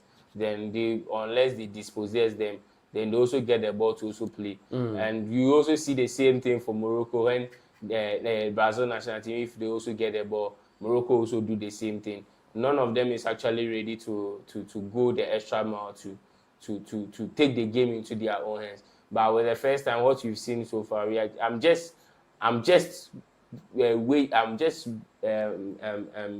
to see that the two teams would actually play the same kind of football. Because with the second half, I'm actually looking at the Brazil national team actually leading again, then the Moroccan national team coming back from this particular decision. And finally, it's ending in the draw that I said. At least maybe Moroccan national team might lead again. Then my producer, focus on Brazil that. national team will also. Brazil national team will also come behind. So now, from what I've seen so far in the first half, both teams have actually been brilliant in the first half. Let's see how it goes in the second half. At least maybe we might have a beautiful game in this particular second half. Okay. Charlie Falaben, let me come to you. You, when the first goal came for that is Morocco, it was like you were just sad. So far, it's like was smiles now. Now, say no, but Ghana, my then so good. Yes, I'm better now. They Ghana, but couldn't say no, but I'm actually much more impressed with the Moroccan national team. Their performance, they have actually shown that they really mean business. There's even a warning to any other team in that very group. If you are in this group and you know after this match you are coming to meet Morocco and Brazil, then you have to really stand well. The chance that you will lose even in these games is very high. The Moroccan national team, they have really done better than my expectation. Even though I had said it will be a 2-1 win against them. But looking at how they are performing this first half, they have really impressed me. And then whether they will lose this match, as I've said, I'm seeing that Brazil will win this match. They will actually qualify in this group from their performance in the first half. Okay, Charlie. Bankunyami, let me come to you also. All right. So far, how have you seen the match? Yeah, Charlie. So far, how have you seen the match, Bankunyami? Well, I think it has been an exciting game. So far, we are actually expected end-to-end football. We actually expected most of the players to actually play very well. We actually the one thing I saw about this game is no team is scared. No team is scared to actually attack. You get me? No team is scared to actually attack. You get me? So if you are actually scared, then don't come. You get me? Sanity, Usra, member. Okay. So we are going to see an exciting second half as well, and we are just hoping to actually get, a very nice matchup as well. Okay, Charlie. So Manasseh, it seems Manasseh has to attend to something urgently. So Charlie, your last words for our viewers, and Charlie, what do you have to say to our viewers? Okay, so like I said, this game is going to end in a 2-2. I don't care about what these guys actually said. Okay. I don't care about what these two guys said. If you're an investor and you want to invest in this particular match, the best prediction you can actually go for is 2-2. Okay. That will fetch you money instead of what these guys said. Okay. This particular World Cup, if you follow all my predictions, they actually go in. Okay. So for this match, for the first game of the World Cup, first game. What's in South Africa, baby? You see, the whole of Africa was against South Africa. Yes. And when it comes to such instances like that, it's very hard. Like, they're nice and for would you do yourself like support? You'll be on support to her. Then I'll hear BC. So with the second half of this match, I believe that it's just going to be the same thing in which we witnessed in the first half. Nothing going to change over here. Just that I'm looking forward to see whether which of the teams will actually take charge of the second half. Okay. If the Moroccan national team take the lead again, definitely the Brazil national team will come up again. But if the Brazil national team comes up ahead, I'm seeing that maybe it might be a little bit harder for them, but I believe that the Moroccan national team will still come up again and equalize in this particular match. Okay. Charlie. Okay. So my producer, just play our montage for us so that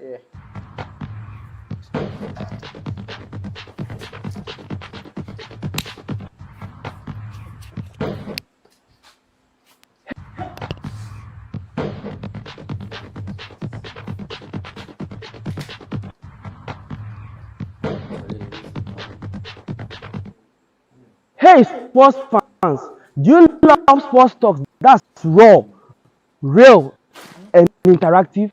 Then scroll no further. because we bring you something that isn't just another sports show. This is iSPORTS Live. Of course, you heard right. We are going live. Bringing you live debates. With live reactions and live interactions. No delays, no edits, live as it happens. So bring your questions. And your hot takes. And let's talk sports live as it happens on iSPORTS Live. This and every Saturday at 7:30 a.m.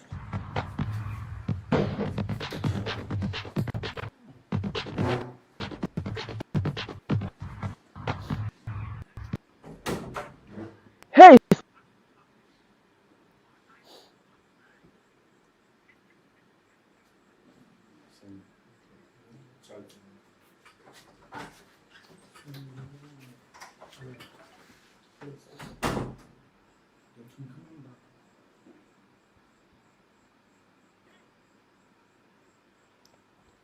Charlie, I'm here, me. Yeah, Still, we are we are active. active. I mean, me that you, Charlie. We go day plus them. We day 24/7. That is Father Ben and Manasseh. They had some things to attend to urgently, so they had to excuse us more. But we are still active with you. Yeah. So so far that's we can see the stats here. We have 50% possession for Brazil, 41 for that is what's the name? Morocco, 6 shots, 12 for Morocco, 2 on target each. Charlie, For sure. We are active with you people. We are not going anywhere. So we dey active. We are active to the match and Charlie, we are active with you. The match is still on. We are still waiting for them to come back from the second half. But do you know something I realized? Okay. If you look at the expected goals, the SG for Morocco, and look at the SG for Brazil, you can see that the SG for Morocco is quite high, 1.22. Wow. So we are expecting them to score more goals, but they aren't. So it seems they are not being clinical. Yes. Because you played 12 shots and just 2 on target. And we should also credit that is the Brazil defenders. The likes of that is Marquinhos and also Gabriel. These two complement each other. So you can't just downplay the fact that, okay, maybe the Moroccan side are also trying, but the good defenders of this that's Brazil is also trying their best to not allow their keepers to even concede. Because if that means that if they're able to play 12 shots and just 2 is able to be on target, then it's trying to tell us that the Brazil national team is also their defenders are also really doing well. For sure. So we are active with them. We are waiting for the second half to come. I mean 1-1. I mean they are the reigning AFCON champions. Okay. Yes, and we actually excited for them. Notwithstanding the whole saga around their winning and all that, but they are still the reigning champions in the AFCON. And regardless of that, they are putting up a good fight. This is trying to tell us that once Africans we put our mind to it, we can do it. Yes, because if you look at how the Brazilians are playing right now, it's not far from how the Moroccans are also playing right now. So I think it goes hand in hand. And for Morocco, we have to praise them because for them, they are a national team that they have really invested much in their football. Even in the money they got from the previous World Cup, they invested it into their national stadiums and everything, the academy, and if you look at how the young prospects are coming out, the young prospects more or less, if you want to become a top player, most of them are going to Morocco because they know how to develop talent. And if you want to develop a talent, go to Morocco. They are going to do everything for you, and they are going to help you become a top star, pass you through the whole system, and you are going to actually flourish subsequently. Because see the number of guys that now they are even playing in Europe that they play for Morocco. At first, when you talk about football, you won't even mention Morocco. Yes. But now, if they've taken time to develop that is their stadium, they've also developed their players also. So now, if you're a player and you come from Morocco, you have the chance of even playing in one of these big teams. See the likes of Diaz. You have Hakimi also. So Charlie, and one thing is, when you come and join their national team, they also make sure that they still grow with you. It's not a team a country that maybe this time we are going to AFCON, the players will never call. The next maybe tournament you are going, you see different crop of players. With this one, there's continuity. You can see that we have young players. We should integrate them. If you look at the players that are playing right now, you have Bilal El Kounouz. This guy used to play for, I think, Leicester City, and now he's playing for Bayern 04 Leverkusen. He's a young guy. He's I think 23, 24 years old, and they're trying to integrate him into the team. Now today he's playing though. So in the next World Cup, he's going to feature, and he's going to bring in the experience because he has played in this one, and they're going to nurture the young boys in their coming AFCON tournament. Because when you check the number of players they have, you could see that at least more than half of them have played in the previous AFCON. Yes. So with something like this, it makes it easier because the chemistry is always there. It's not now that you are not coming to, even if you're a coach and you come, it's just about you bringing your tactics. Because the players have already played. Because it's a new coach that's there right now. So you see, so if this new coach and he's even able to play against a Brazil side that you could say that they are also star-studded. They have a lot of stars. They are part of the team that you are saying they are competing for that's the World Cup. Because they have stars. They have the number of players Brazil have. And for first half, you've been able to even dominate, even let's say Brazil dominated possession. But if it comes to the shots and everything, you've been able to dominate against them. Then Charlie, they are really doing a great job. We are yet to see what will go on in the second half. We just hope that Brazil would be able to, that's why Morocco would be able to still come strong. Stay in the game. Yeah, for me, I'm tipping Morocco to qualify. To win this match. Get the 3 points and top the group. So dude, let's look at the bench of Morocco, both Morocco and Brazil right now. If you look at the bench, there's still some tops. I mean, the likes of Morocco. I mean, the Moroccan side, they have the likes of Sofiane Amrabat over there. They have El Kaabi is there. Yes, El Kaabi is there. I'm not saying Yusuf En-Nesyri. This guy really worried Ronaldo in their last World Cup, but I don't think he was called up. You see what? El-Nesyri. Yes, he wasn't called up. Yes, and this guy is a prolific striker, and I think they have this Sunderland player over there. Was Taubi? Yes, Taubi. I think Taubi. And they have Yassin. He also plays for that Strasbourg. So they really have quite good number of players there. He's also they have. But the second half, I'm expecting to make some changes to their side because if you look at how they are actually playing right now, they actually need a creative number 9. You can play Matheus Cunha up there as one of the creative number 9s, or you can play even Hendrik as a creative number 9 because he can actually play there and actually create chances for other players to actually score. But it seems the second half I've seen Danilo changing, so it seems he is coming in. Danilo is coming in. Yes. Because you've seen that he has changed. So I think Ibanez is a fullback, right? He's on a yellow card. And if you want to change him right now, then I mean, it wouldn't make sense to actually change him. Again, it wouldn't make sense to change him because Kasim. So I said it would make sense to change him rather because he's on a yellow card. Any least mistake, he can get a second yellow card, then he'll be booked. For defenders there, if you make changes, look at the man of the moment, Vinicius Junior. Charlie, this guy. On the big stage. The goal he scored was really superb. We are active with you. We are not going anywhere. We are active with you. Solid. Till we are done with the match. Yes, solid. We are actually active. Solid. Charlie, the match will begin very soon. I think Fabinho is also coming in. So Charlie, I'm sure he wants to be cautious here. In as much as you want to win the game, you don't want to make any player get a red card. Okay. You get me? You don't want to actually leave the players hanging. Okay, you get a red card, then you are going to worry the team subsequently. You don't want to do that. So he wants to keep the players on the pitch, make them equal numbers, and actually play quite well. I think the tactical discipline of the Moroccan side has been solid today. Okay. They are not being indisciplined. They are sticking to their script, because if you are a player and you can't stay disciplined, then it's going to go against. So I think Fabinho coming on will actually really help them a lot. Okay, then it seems it's Fabinho rather than Danilo was not coming in. But why was he not wearing the? Okay. So Roger Ibanez has actually got out, and so Danilo's okay. Okay, Danilo. Yes. Okay, so he removed that guy and Casemiro, and he brought Danilo. Yes. So I said both players have been booked. Casemiro and Roger Ibanez have been booked. Okay. So he's being cautious here. Yes. Charlie. The second half is underway, and Charlie is still 1-1. This is Charlie iSPORTS. Charlie, we are active, bro. We are active. We are active with you. We are not going anywhere. We are Charlie. Yeah. Today we are active with you, as we said. We saw that you people were enjoying our that live, so we are going to stay active with you till the match ends, Charlie. Yes. The match has started. Charlie. So it's in the Brazilian half. Okay, it's still on.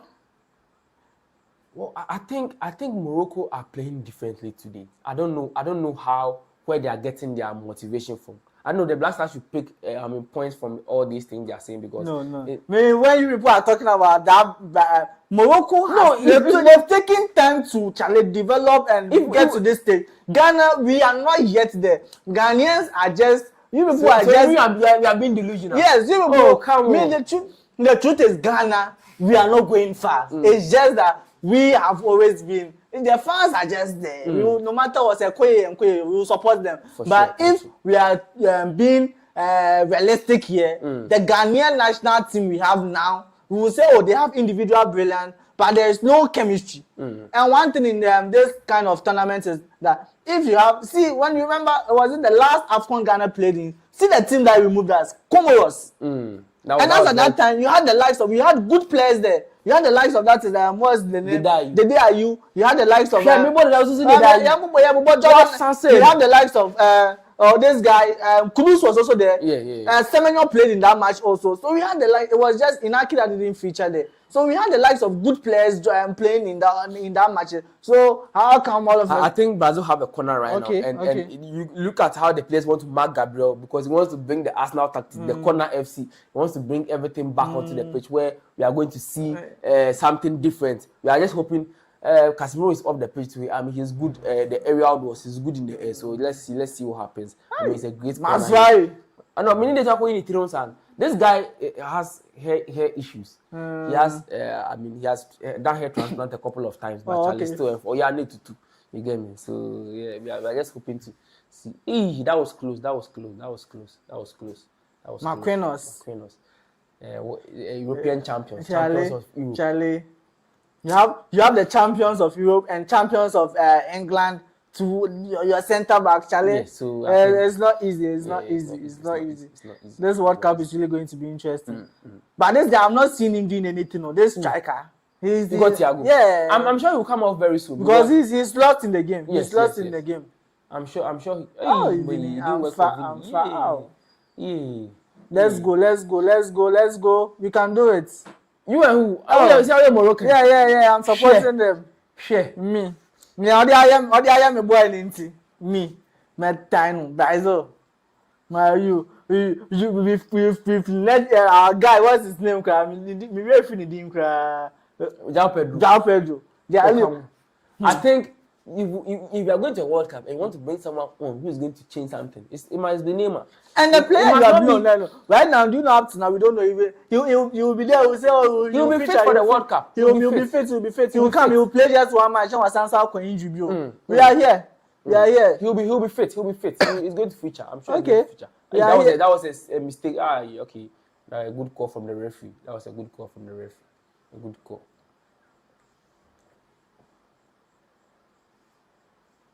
I mean, Bruno Guimaraes is really He playing very will well. see he will also end up getting yellow card. No. His tackles are See, this one. His tackles are really calculated. Although it was a silly challenge though, but I mean sometimes his tackles are really tactical. It's really calculated. Yeah, it's really calculated. Hey, and Ancelotti with his.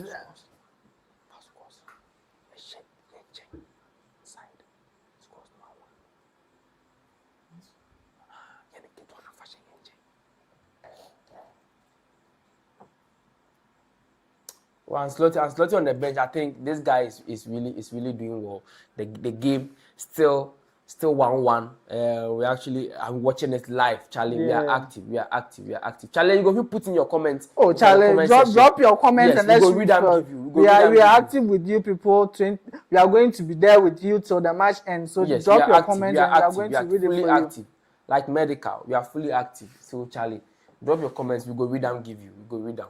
Yes. I thought you are crazy after this one. I said we are fully active, like medical. Okay. It's just a bar, and yet okay. them is supporting another Okay. Yes. Okay. Just a bar. Just a bar. So as you can see on the screen, so far the scores is that's 1-1. It's still 1-1. Yeah. 1-1.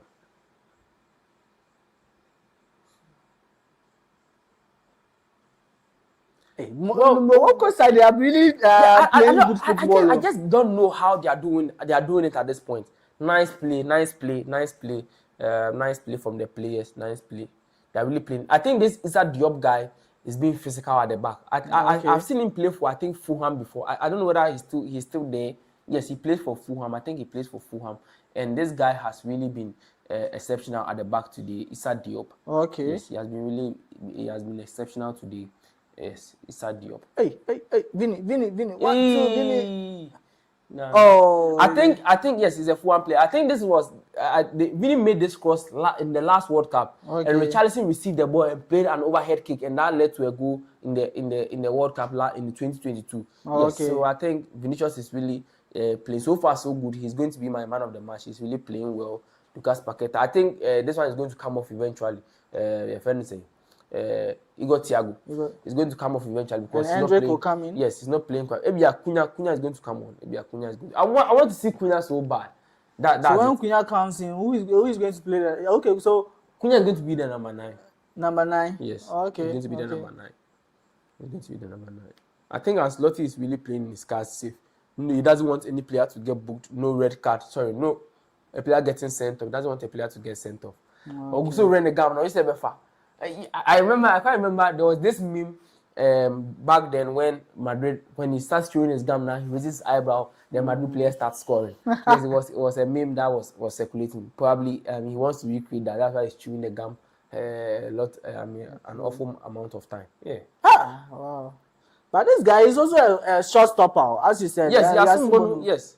He's really stopping the ball. Yes, Yasin Bono is a great shot stopper. And I think this game will actually come down to the fact that, okay, we are going to need a brilliant moment. We are going to need players, clinical moment, like what we saw from Vinicius. Vinicius actually did something that we weren't expecting him to do. Okay. You get me? Yes. So I'm actually tipping off. We are going to just get another goal out of brilliance, sheer brilliance. Yes. Wow. Rafinha, nice. Oh, he got Thiago's positioning is bad. Oh. I think he should be subbed off. His positioning is bad. I think he should be subbed off. He got Thiago. No. All right, Charlie, take us through the stats. The stats, okay. Yes, Let me take our viewers through the stats so far.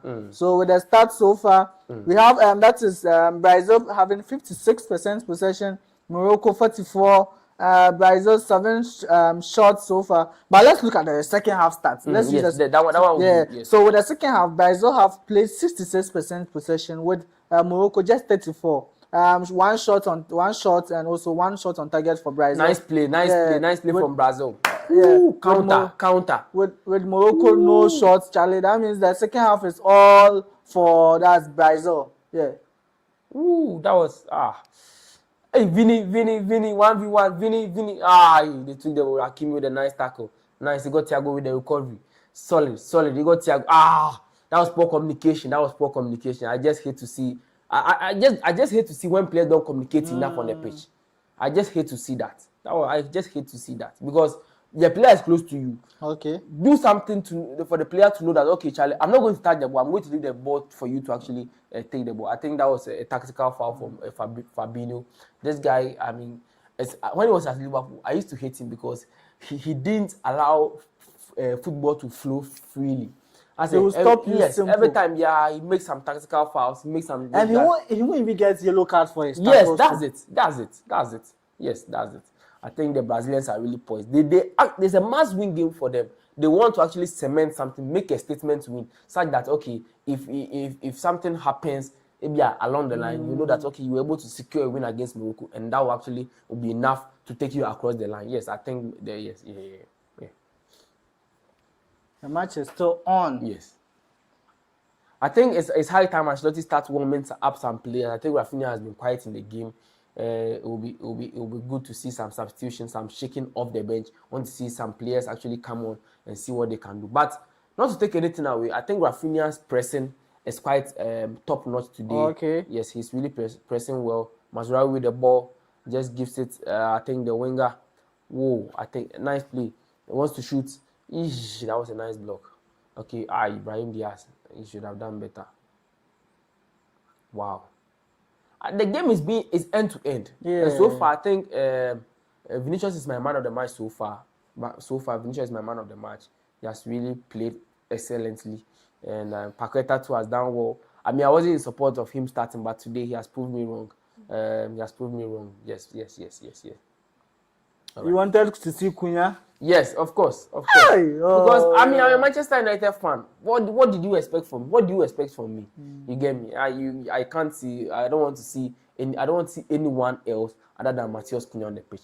If it's not Matheus Cunha, then Charlie, I don't see anyone in the number 10. But he's going to come on eventually. They have Gabriel Martinelli on the bench. They have a lot of Ryan on the bench. The Bournemouth star, they have him on the bench as well. So I think the Brazil have enough players to actually affect the game eventually. Yeah. Okay, Charlie. So far, let's see. Still in the Brazil half. Whoa. They are just playing the ball among themselves. Wow. I think the Brazilians, most of them have an average rating, with the exception of probably Bruno Guimaraes. I think he's the standout individual. Aside the goal Vinicius scored, Okay. I mean, he has been a standout individual in the whole game, and I'm actually poised to see him play for. I want him to play for Manchester United. I can promise you that. But Charlie, Enfa.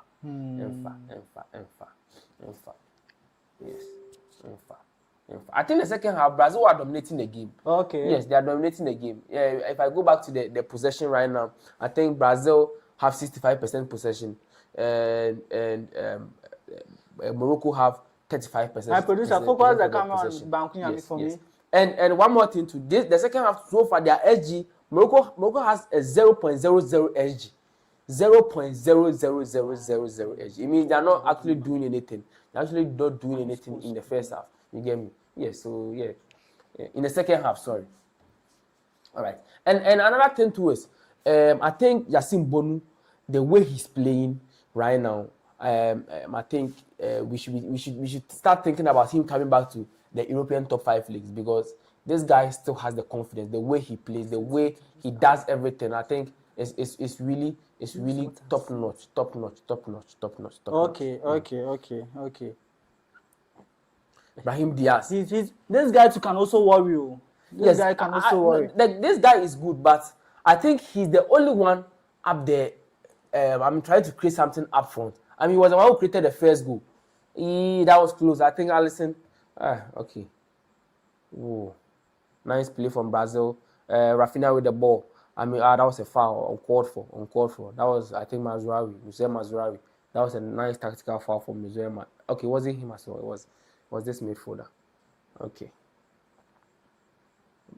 Oh, Brahim Diaz. I got poked in the face. Oh, sorry about that. I mean, the ref should have actually showed the card right over there. Or what do you think? Oh, no. It was just showing his hand. It's too soft. Yeah, this one is too soft. It's too soft for you too.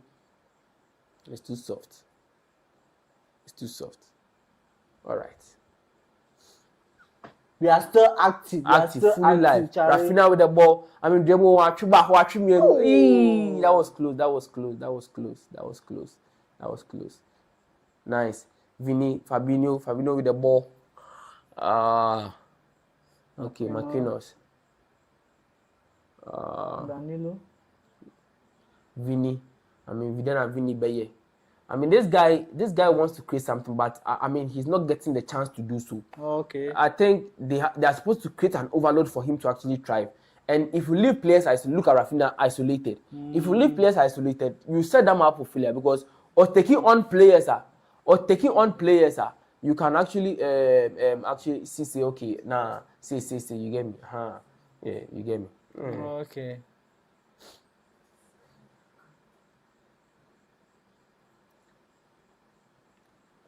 Whoa, Yasim Bono. I mean, this guy, the way he's playing, I think some players are warming up. You can see Matheus Cunha. Matheus Cunha is warming up. I said it, bro. I said it. He's warming up, bro. Come on. Thiago is not playing anything.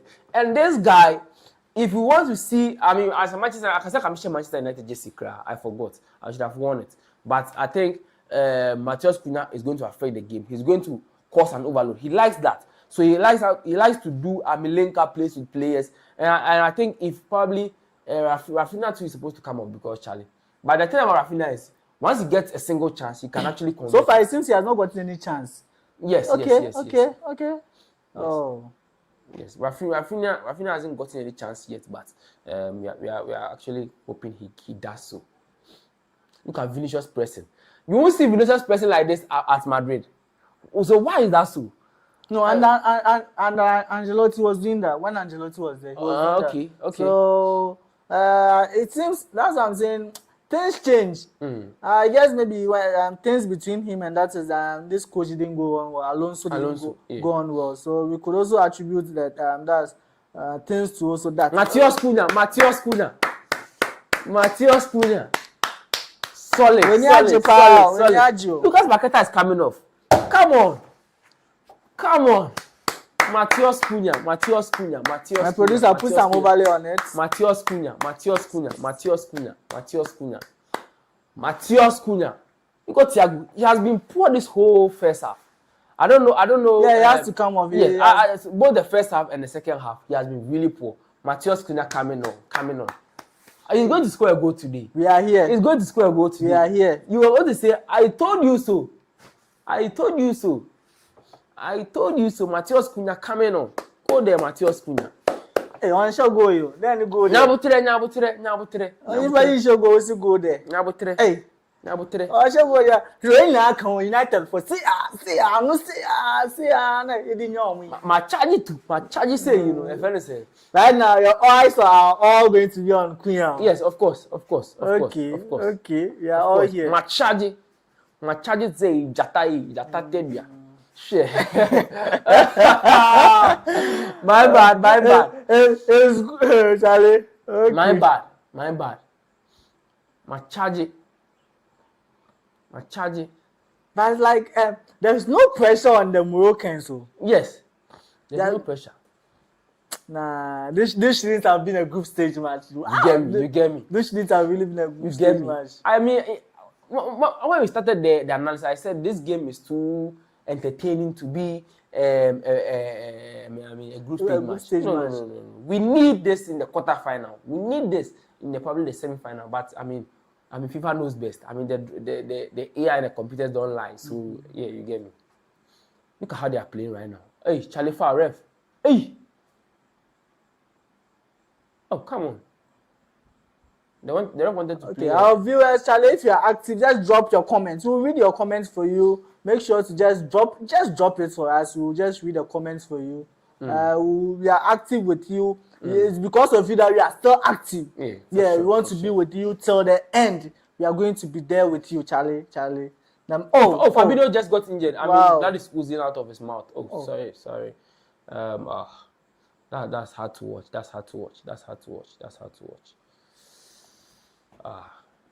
I mean, I just hate to see this. Because if you look at players trying to risk themselves for their national team, and I mean they get injured along the line. It makes it hard to watch. And I don't get it. When they play for their national team, the way they play, The passion, passion is also it's once in a lifetime.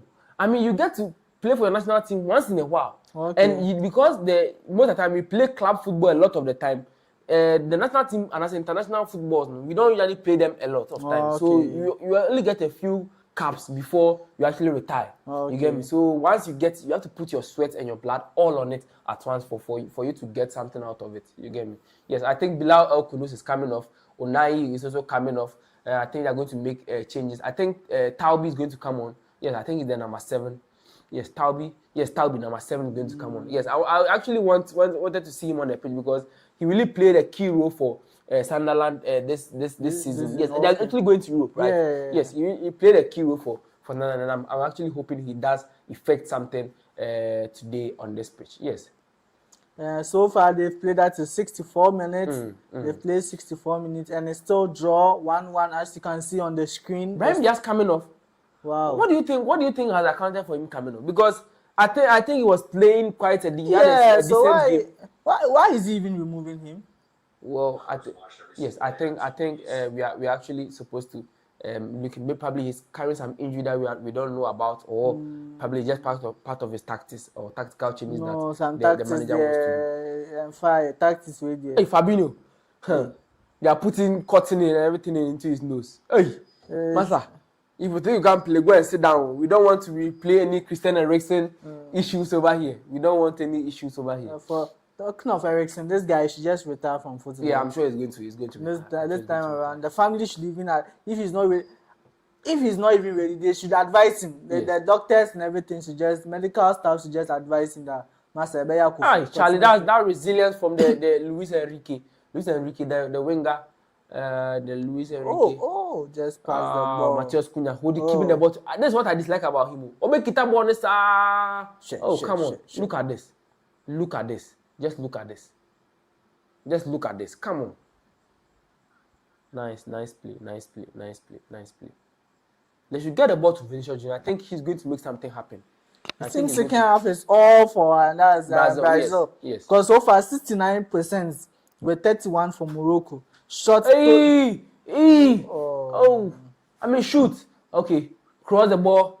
That was a poor cross from him. That was a poor cross. I think it was Danilo. That was a poor cross from Danilo. I mean, a player of that caliber should be giving us something better. You can't come and just cross the ball like this. You didn't even cross the first player. How is this possible? No. It's too bad. It's unacceptable. I think Vinicius Junior has been isolated, such that he's not able to create a lot of chances, and he's not even close to the goal post. So yes, he's not able to affect the game. That was a nice shot across. I mean, Rafinha could have done better. Rafinha could have done better. Bruno Gomes creating a chance again. If you are active with that, Charlie, drop your comment and we'll read it live for you. Wow, this could have ended in the Yeah, I think Rafinha should have stayed a little alert. I mean, if he did, he would have tagged it inside the goal. How are you seeing the officiating so far? So far, it's been good. I mean, I think Brazil, they've had 2 yellow cards already. I think none for Morocco. Yes, I think Morocco, let me check. Morocco has not gotten any yellow cards. None for Morocco so far. And I think the officiating has been top notch so far. And this referee seems it's either from Italy or where? Well, let me check the referee. Well, I mean, they've gone for a cooling break. I think it's from Serbia. From Serbia. I think US is quite hot at this point. I guess they're in summer. Yes, summer. Yes. Yeah, so I mean, every 20 to 25 minutes, they actually have to go for a cooling break so that these players that are not used to playing in this hot weather can actually cool down and actually reset and all that. I think Morocco have made most of their substitutions. Okay. And the players that can actually affect the game are already on the pitch. And if you look at the bench of Brazil, they actually have players that can still affect the game. You get me? So I'm actually looking at a point where the Moroccan players are going to wear off eventually. Then Brazil will capitalize on it. I'm just hoping that's going to happen. Yeah. I'm just hoping that. Oh man, I mean we are active. We are actually active. So Charlie, Charlie, we are still with you. We are not going anywhere. We are active with you. Fully active. Just drop your comments. Drop your comments for us to read it for you. We are active with you. We are watching the match with you. We are not going anywhere. We are watching the match with you. All right. Well, Charlie, take us through the stats again, so that we actually, I mean, know we are going somewhere. Because if you look at how the Brazilians are playing right now, I think they are dominating every aspect of the game. I mean, the Moroccan team are starting to wear off. They are tired right now, and I'm actually saying they are actually. So far, let's say they played 69%. Sorry, 69 minutes, and when we come to the second half, still Brazil having 69% possession with Morocco 31. Brazil 3 shots with 1 on target. Morocco hasn't even played any shot, Charlie. That means second half, Ancelotti has tightened the back. He has really, because the way he brought Danilo in, and also he has brought Fabinho, who is also a defensive man. He has also defensive mind, Charlie. You won't even get a chance to even cross the defense with Fabinho there. During his time at Liverpool, well, before you even cross him, that was why Van Dijk was having freedom during his time. Because after that time, boss couldn't do Van Dijk. No one was stopping area. So Charlie, bringing him on too was one good decision that it seems Ancelotti has really made. So do you still think your 3-1 is going to still come? For sure. Because we have 70%, so we have 70 minutes played so far. So let's say 20 minutes with just some additional minutes more to go. And are you sure Ebefa? Ebefa. Oh yeah, sure. Yeah, wow. So the viewers, just drop your comment, and that's your predictions. Who do you think is going to win? Just drop your predictions for us. I mean, the person who's going to get a prediction right is going to actually win something. So Charlie, so just put your predictions in the comment section so that we can actually look at it. Then we are going to pin it as well, so that once you win, we are going to contact you. Then we actually give you your prizes. So Charlie, put your comments in the comment section, your predictions. If you predict, you stand a chance of winning a lot of things, cash prizes and all that. Charlie, so put your predictions in the comment section. Yeah. We are waiting. I think they are back from the Someone just commented Technovo TV. He said Brazil can't win. How? How? It's not possible. Wow. It's not possible. Brazil can't win. It's not possible. I predicted. I said he said he has also come back to say I predict the game to end in a draw. I mean, a draw is too vague. It can be 2-2, 3-3. So be specific, because if you just say draw, 2-2 is too. If you say 1-1, that was close. That was chance. Sabari. So I mean, Tech Convo TV, Charlie, look sharp. I mean, give us a specific prediction. You get me? Give us a specific prediction. Morocco to win. Charlie, give us a specific scoreline, because if you don't give us a specific scoreline, we are going to say, okay, to win there, probably 2-1, 3-1, 4-1. I mean, it's still a. So Charlie, give us a definitive scoreline. Okay, I say 1-1. Tech Convo TV says 1-1. 1-1. Okay. 1-1. So yeah. We will see. We will see who is going to. Wow! I think that was a superb take on from Gabriel. I'm a centre back doing all this work. I think he's good enough. Oh, that was a poor pass from Luis Enrique.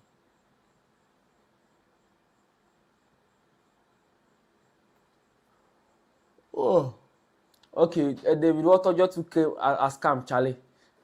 Say Morocco to win 2-1. Oh, Charlie. And the match game no baby because I said me come me match me what match 3-1 no cry say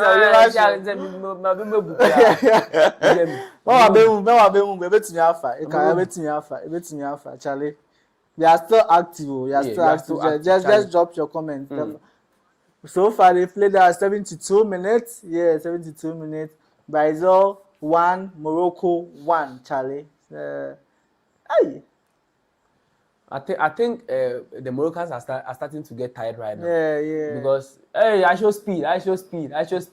I mean, he's active in the building. Look at the PSG And you also have the Ronaldo, the original Ronaldo that they said. Come on, don't say that. They've just shown the original Ronaldo. If don't Manasseh was here, I'm sure Bakuyami won't have it. Don't say that. Don't say that. Don't say that. If you say original Ronaldo, don't say that. Don't say that. Bakuyami won't have it Don't easy say here. that. Ronaldo Nazario. Ronaldo Nazario. Yeah. Okay, Ronaldo so Nazario. Tech Convo TV is also back saying alternatively 2-1 for Morocco. Hey. But only my predictions me no. Okay, so just give us one. Just give us one, your final one, so that we actually. Okay, and he also came back talk about Vinny's performance. Okay. So, well, how are you seeing Vinny's performance? Vinny has been great today. I mean, scoring a goal against Morocco against Yacine Bono is not an easy task. Yeah. But I think he can still do better. Because after the goal, we've not seen him. He's trying to take players on, and it's not really working. Yes, because he has not done 2 to 3 takes on. Take-ons. Yes. Anytime he tries, it seems this guy is there. What's the name?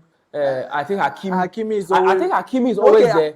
Then sometimes Hakimi has inverted into the midfield right now. Okay. Then Issa Diop is a big centre back. Okay. So Vinicius going against Issa Diop is going to be a Herculean task for him, because if you are a small guy, you're going against a bigger centre back, sometimes you really struggle. You get me? So I think Vinicius Junior could look at him standing there. He can't. Then he passes the ball back. It seems when you study the games, you could see that whenever he gets ball, they get two players to that is mark him. So the best he can do is just make sure when he gets the ball, he just give the ball and he makes the run. But whenever he gives the ball, he's still standing there. Yes, and the thing is, Vinicius tries more on overload. And he's just isolated at the left wing. So he needs a fullback to actually help him up front there, so that they can exchange passes, they make runs to actually get the ball closer to the point. They'll be passing the ball around the pitch until the game ends. So I think it's not good enough. Okay, there are comments in Aduzen is saying Ronaldo Supreme. Hey, Ronaldo Supreme, who is he talking about? Be specific for us. Cristiano Ronaldo. Tech Convo now is saying, okay, 1-1. He sticks with the 1-1. Okay. And he also came back.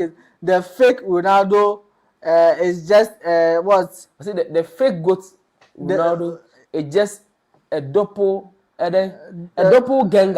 Messi is the real goat. Oh, come on. Yes, I know. Come on. Yes, I real goat.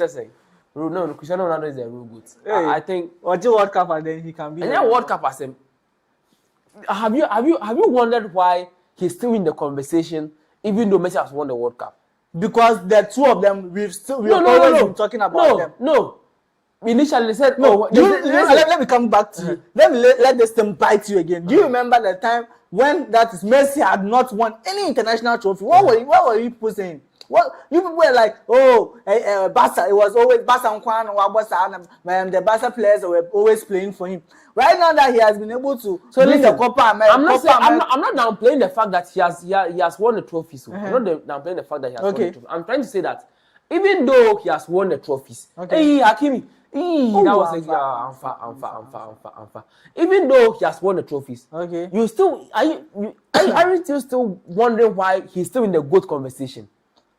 Because the two of them, no matter what, even because is the actual GOAT. No. And they are trying to bring him up to par with him. This one, I want to agree that they're trying to bring Messi up to par with him, because every time Ronaldo is not, whether he's playing or he's not playing, he's still the news, and he will still be the news. Who makes the news than the GOAT? GOAT, greatest of all time, is the greatest of all time in terms of football, in terms of showbiz, in terms of everything. He's good looking, everything, bro. So what are you talking about? You get me? So talking about fake goals. There's someone that's Tech Convo TV said I should ask you. He said ask Bankun. That's Bankun Yame. If Zero wins the World Cup, whether it is scripted or not. Because this was what people were saying when Messi won the World Cup. I hate this question. I really hate this question. Because if you tell me that if Cristiano Ronaldo wins the World Cup, Rafinha with the shot. That was a poor shot. That was a poor shot from Rafinha. Okay, so back to the question. Name on the touchline now, motivating them. Captain Fantastic. I think he's touching his ankle. He has had an ankle sprain. Maybe if he gets substituted off, I think that's the end of Morocco. Yes. All right. We should come back to the question again. Okay. He was asking whether if Cristiano Ronaldo wins the World it's Cup, scripted it's or not? scripted. No, it's not scripted. How is it scripted? Okay.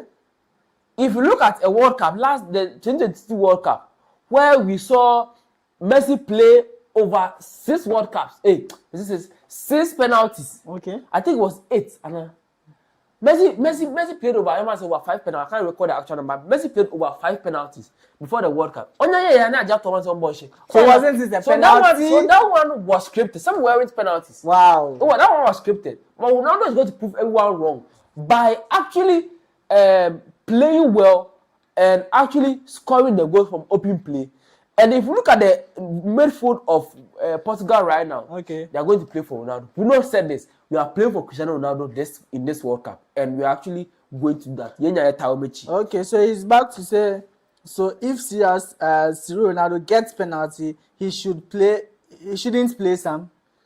Oh, he's going to play there, but he's going to play, but it's not going to be all penalties. The penalty there, Charlie, he's the one who is. He has the most excellent record in the world. In penalties taken. Okay. I mean, if you look at his conversion rate, it's quite high. Okay. So if he's playing penalties and he's scoring, Charlie, we actually back him on that. That one there, not to ask whether a penalty is a goal, but penalty is obviously a goal. But if you get that much in the World Cup, what does that see? It speaks volume. But Ronaldo used to play penalties. It speaks volume. We were calling him Penaldo and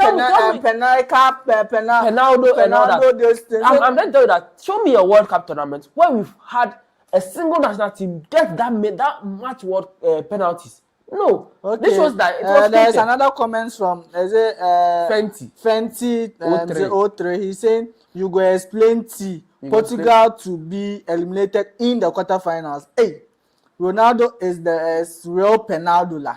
Charlie, you see the way people are on you today. Charlie, today it seems the Messi fans are really online. Charlie, people should just bash this guy. Messi fans, I feel like they are the most insecure fans. How insecure are they?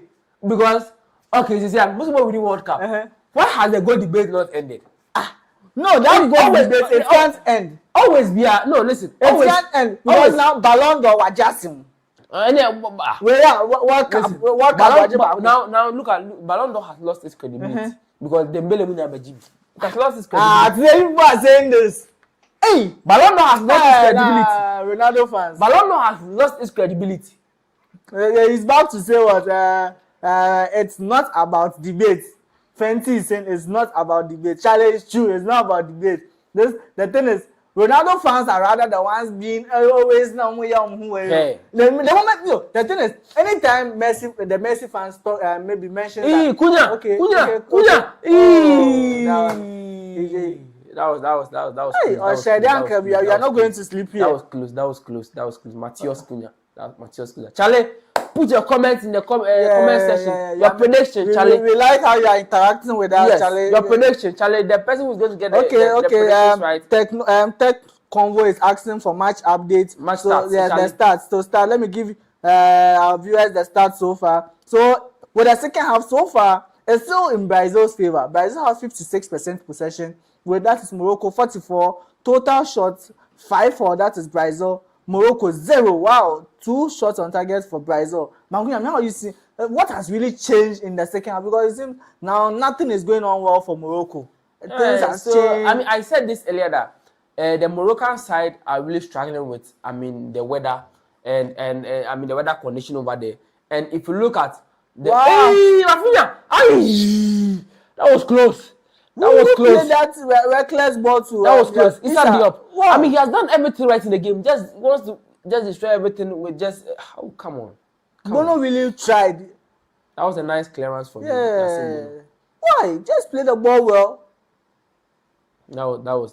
And if it was what's his name, Mbappe, Wajibonde Dakra. Come on. Wajibonde Dakra.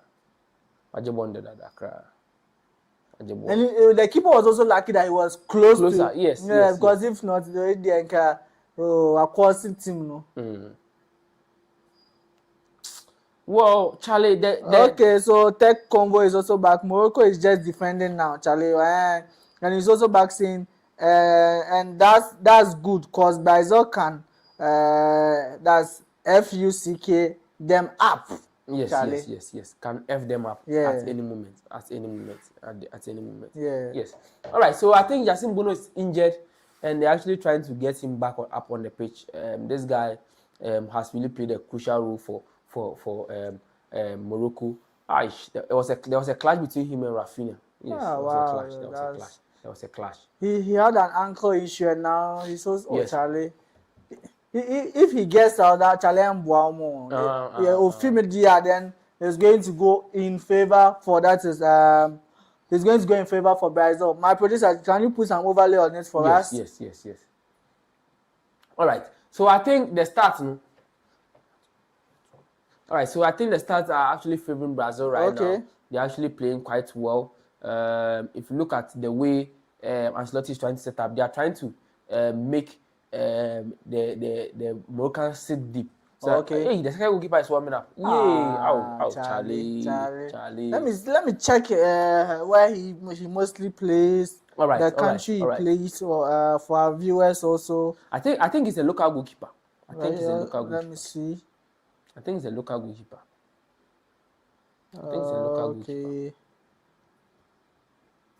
Yeah. All right. Okay, so I mean the stats are on the screen. Yeah, you can see the stats on the screen. Yeah. Yes. So as you can see now. So Zidane is also on the page. Yeah. Hey, Charlie, this match it had a lot of prominent people watching.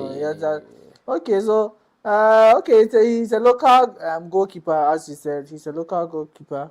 He plays for Bekena. Yeah, Bekena. Hey, Charlie. Oh, Yasin Bono. Don't get injured though. If you get injured, Bekane. It's Bekin.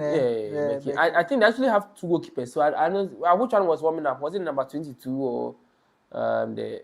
I'm sure it was the number 22. Okay.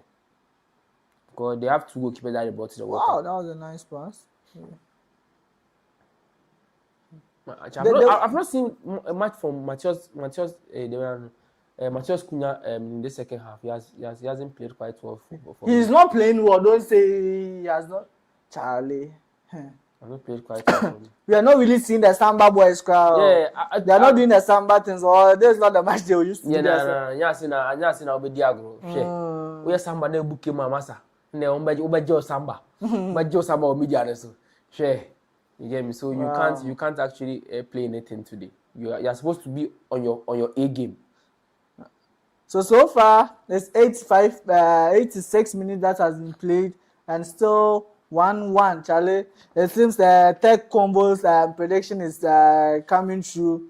And also, my pan is like today their prediction didn't go through because Father Ben gave a 2-1. I think Father Ben's own is still on, but he said that's Brazil. So we are yet to see what will happen. And what's his name? Manassi also gave a 2-2 draw, which is still not. I think Fenty is saying something right now. Okay. He's saying Diop is going to score a last-minute goal. He said the gods have spoken. Which gods? Hey, Charlie, you should be here, Charlie. You're steady, man. If it's there, Charlie, the investors. Fenty is saying that he has visited the gods where they've given him some predictions. So the investors, if you would pass there, but when you're passing there, pass there wisely. Hey, it seems the Brazilians have dropped deep right now. Yeah. And they're actually not up. Come on. I think their midfielder has played very well. So this group, which countries are also part of this group? Let me see. So that well, I think they have Scotland and Haiti. Yeah. So I think this is the toughest match they're going to see in their group. So because both of them would have it easy when it comes to but Scotland might worry one of them. And now if the two of them draw, the probability that they are going to kill themselves in the second match is going to be high. I think we are going to get a late drama here. Okay. I think we are going to get late drama here. Hey. Oh, no, went man shit.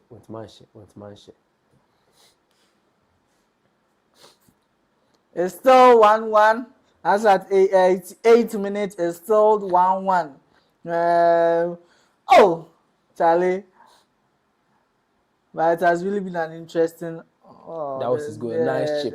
I think he really chipped Alisson. Alisson was in no man's land in the first goal. I think that was a superb goal from him.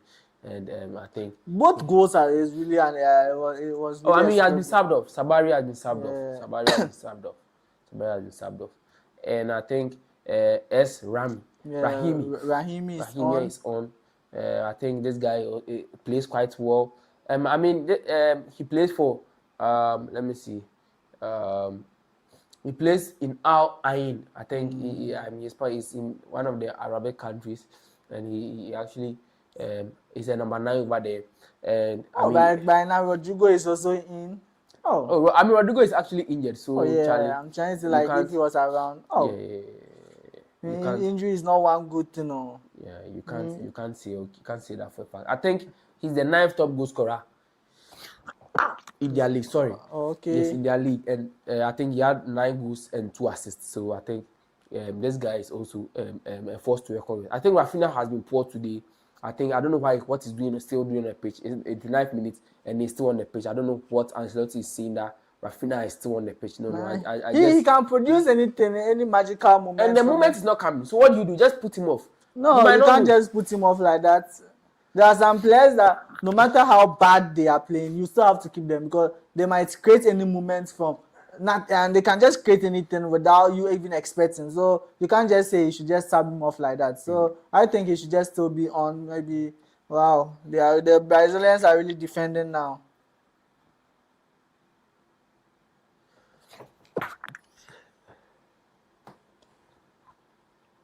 Cunha, the full man or the most fouls won.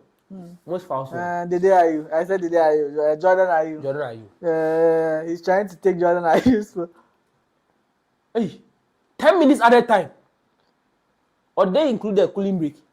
Yeah, they will add it. So the cooling break, the number of minutes that plus maybe if. Oh, come on.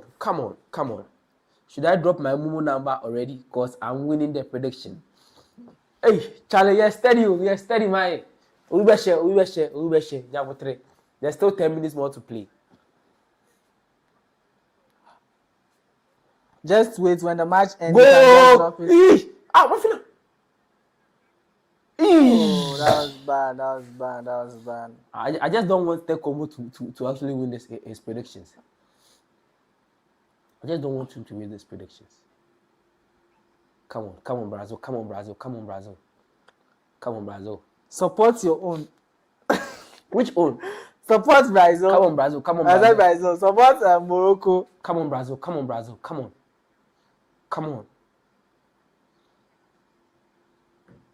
Come on, Brazil. Come on. They can do it, eh? Vini, do something. Hakimi shouting at his player, Charlie. Come on, Brazil. Come on. It's a corner. Gabriel, do something.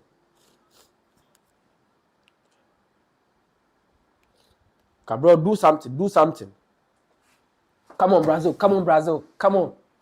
Okay, so still that's the stoppage time. They've played 2 minutes. Come on, Brazil. 8 minutes more to go. Jogo Morito, Charlie. Come on. The Samba boys, when they score, they'll give us the Samba dance very soon. Come on. I just feel there's the I say I can't feel the share. Oh, that's serious, eh? Come on. Come on, Cunha. Another corner. Come on, Brazil. Come on. Tell Combo, Charlie. Don't worry. Let's wait and see what will happen. Come on, Brazil. 8 minutes more to go. Come on, Brazil. Come on. That was close. Come on. Do something. Oh. Vamos. Come on, Brazil. Come on. Oh, Charlie. Square it for somebody, bro. Come on, Brazil. Come on. Come on.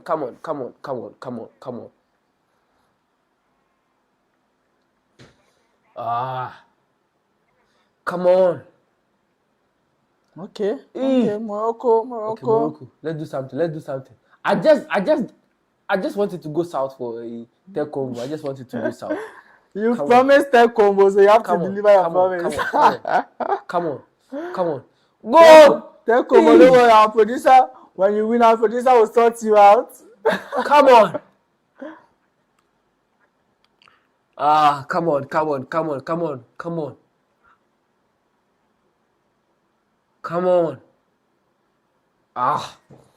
Charlie, 3 minutes played. Charlie, almost 4 minutes, Charlie. The Samba boys. Come on.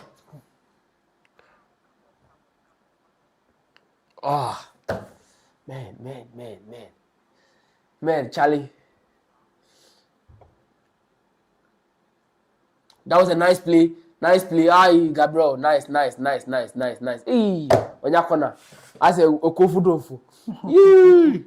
Yee. I think that was a bad clash. Between Gabriel and Rahimi. That was a bad clash. I think he sat on his head. Come on. Wow. Come on.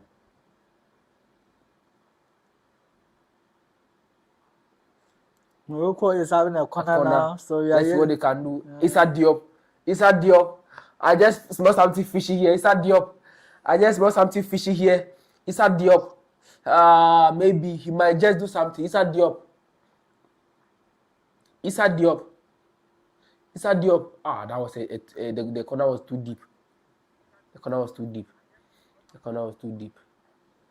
Wow, but Morocco have really done well. They've really Come done on. well. I mean, the draw is not good for me, bro. It's not good for me. Yeah, but they've really done well. Tech combo is not good for me. It's not good for me. Long throw. Clear the lines. Marquinhos. Tech combo is back. You say Counter. I'm winning this hands down. The gods say it. There's a way there. When some like the gods have already said it, so we are there 1-1 now. Never far. Vini. Vinicius has also been poor in the second half. I mean, since scoring the goal, he hasn't played quite well. He has really been poor. He hasn't played quite well. Yeah. It seems that both the Brazil wingers, they've really been poor in the second. Even for us, Rafinha, he has been poor throughout the game because I've not seen him do anything. Poor clearance from Gabriel. Okay, Fabinho clear the lines. Okay. They are still okay, Fabinho. This guy, he should be booked at this point. I don't know why he hasn't received a yellow card. Oh, come on.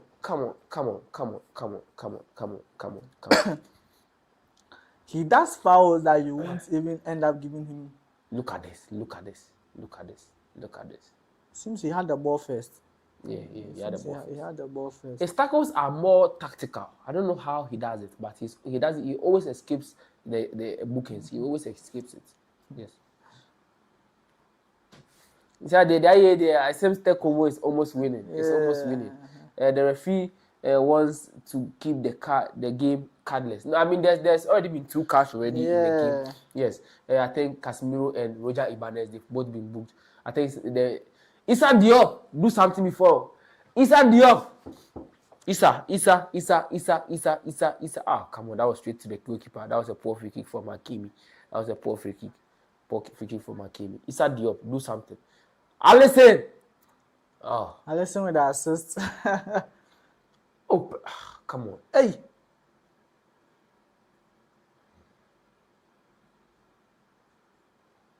I think in their next game, I think some of these players must not start. Must not start the game because the way they're actually playing, I don't like it. I don't like it at all.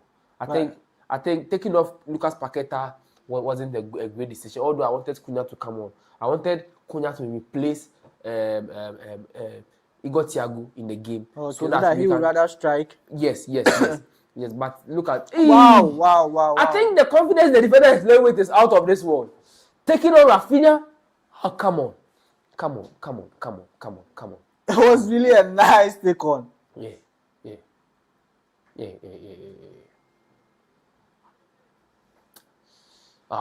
Issa Diop.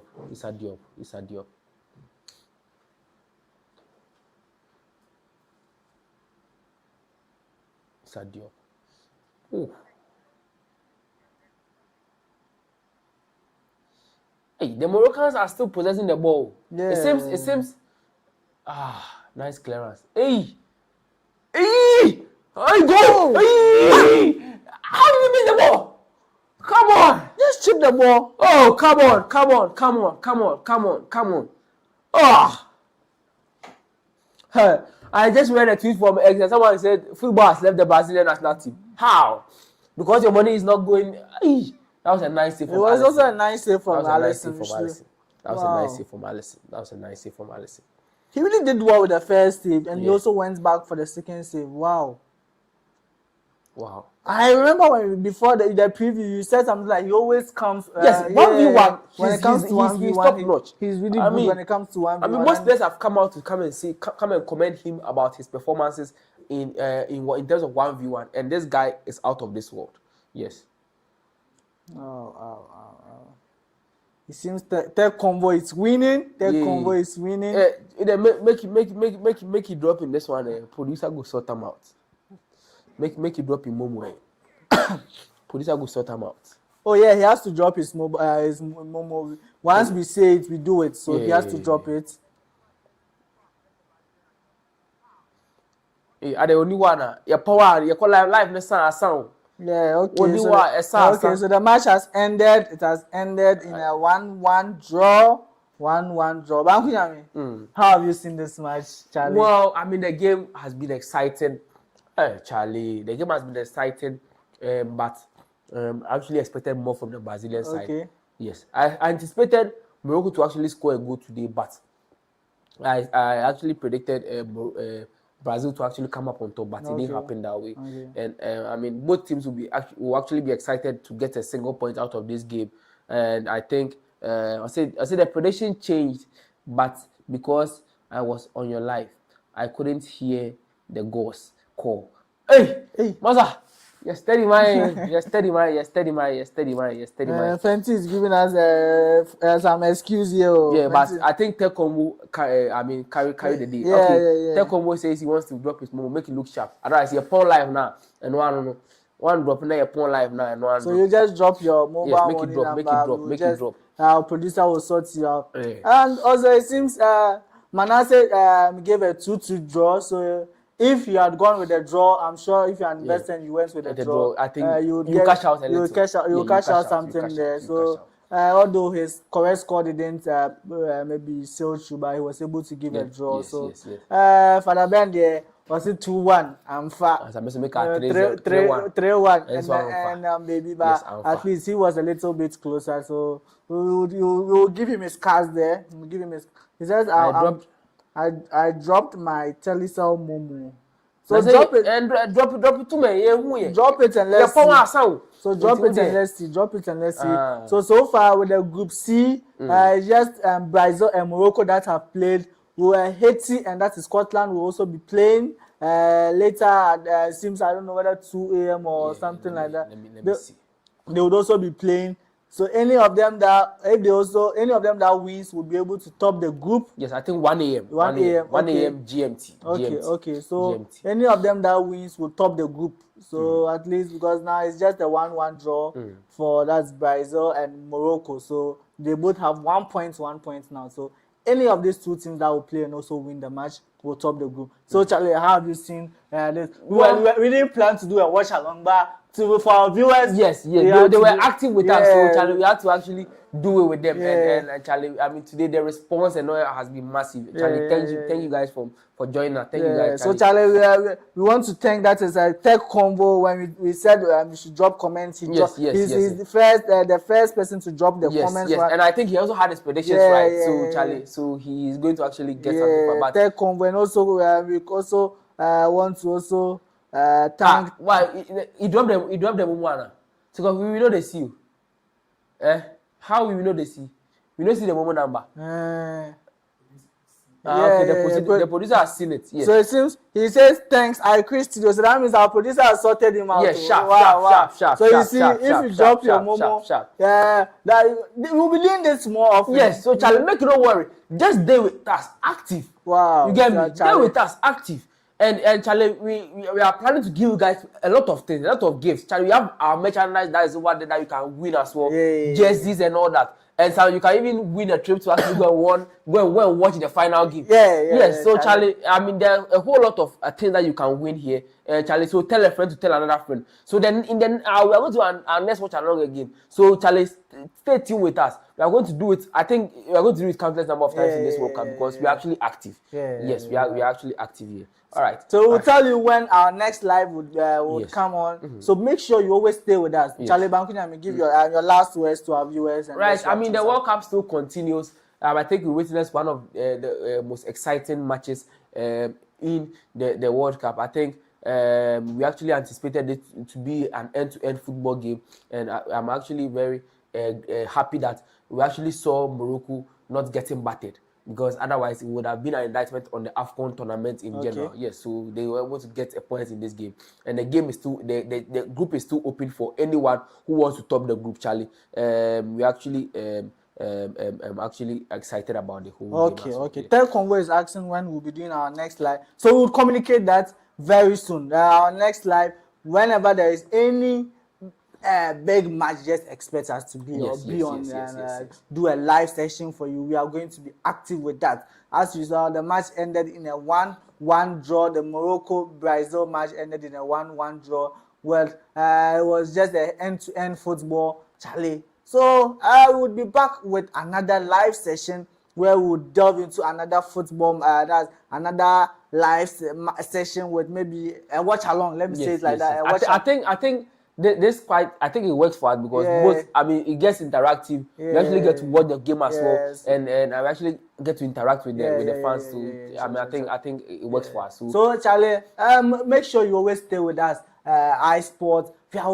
We have a lot of things for you in store. We are going to delve into everything about this World Cup. Even if a pen drops, we are going to delve into it. Even if let's say a pin drops, we will talk about it.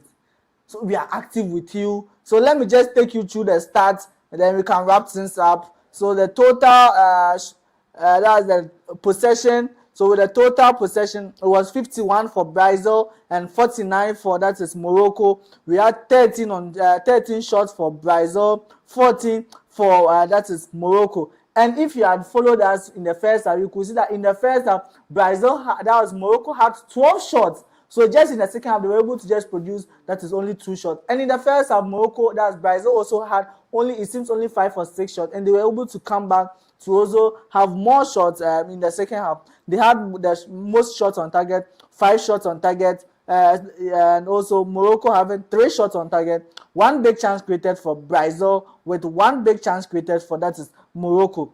6 corners for Brazil and 2 corners for that is Morocco, Charlie. So we stay active with you. We are active with you.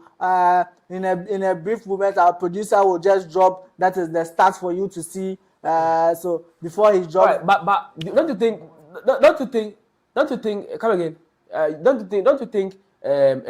We actually have to give them a preview of the upcoming games for tomorrow. Because tomorrow, maybe I not watch along and tomorrow.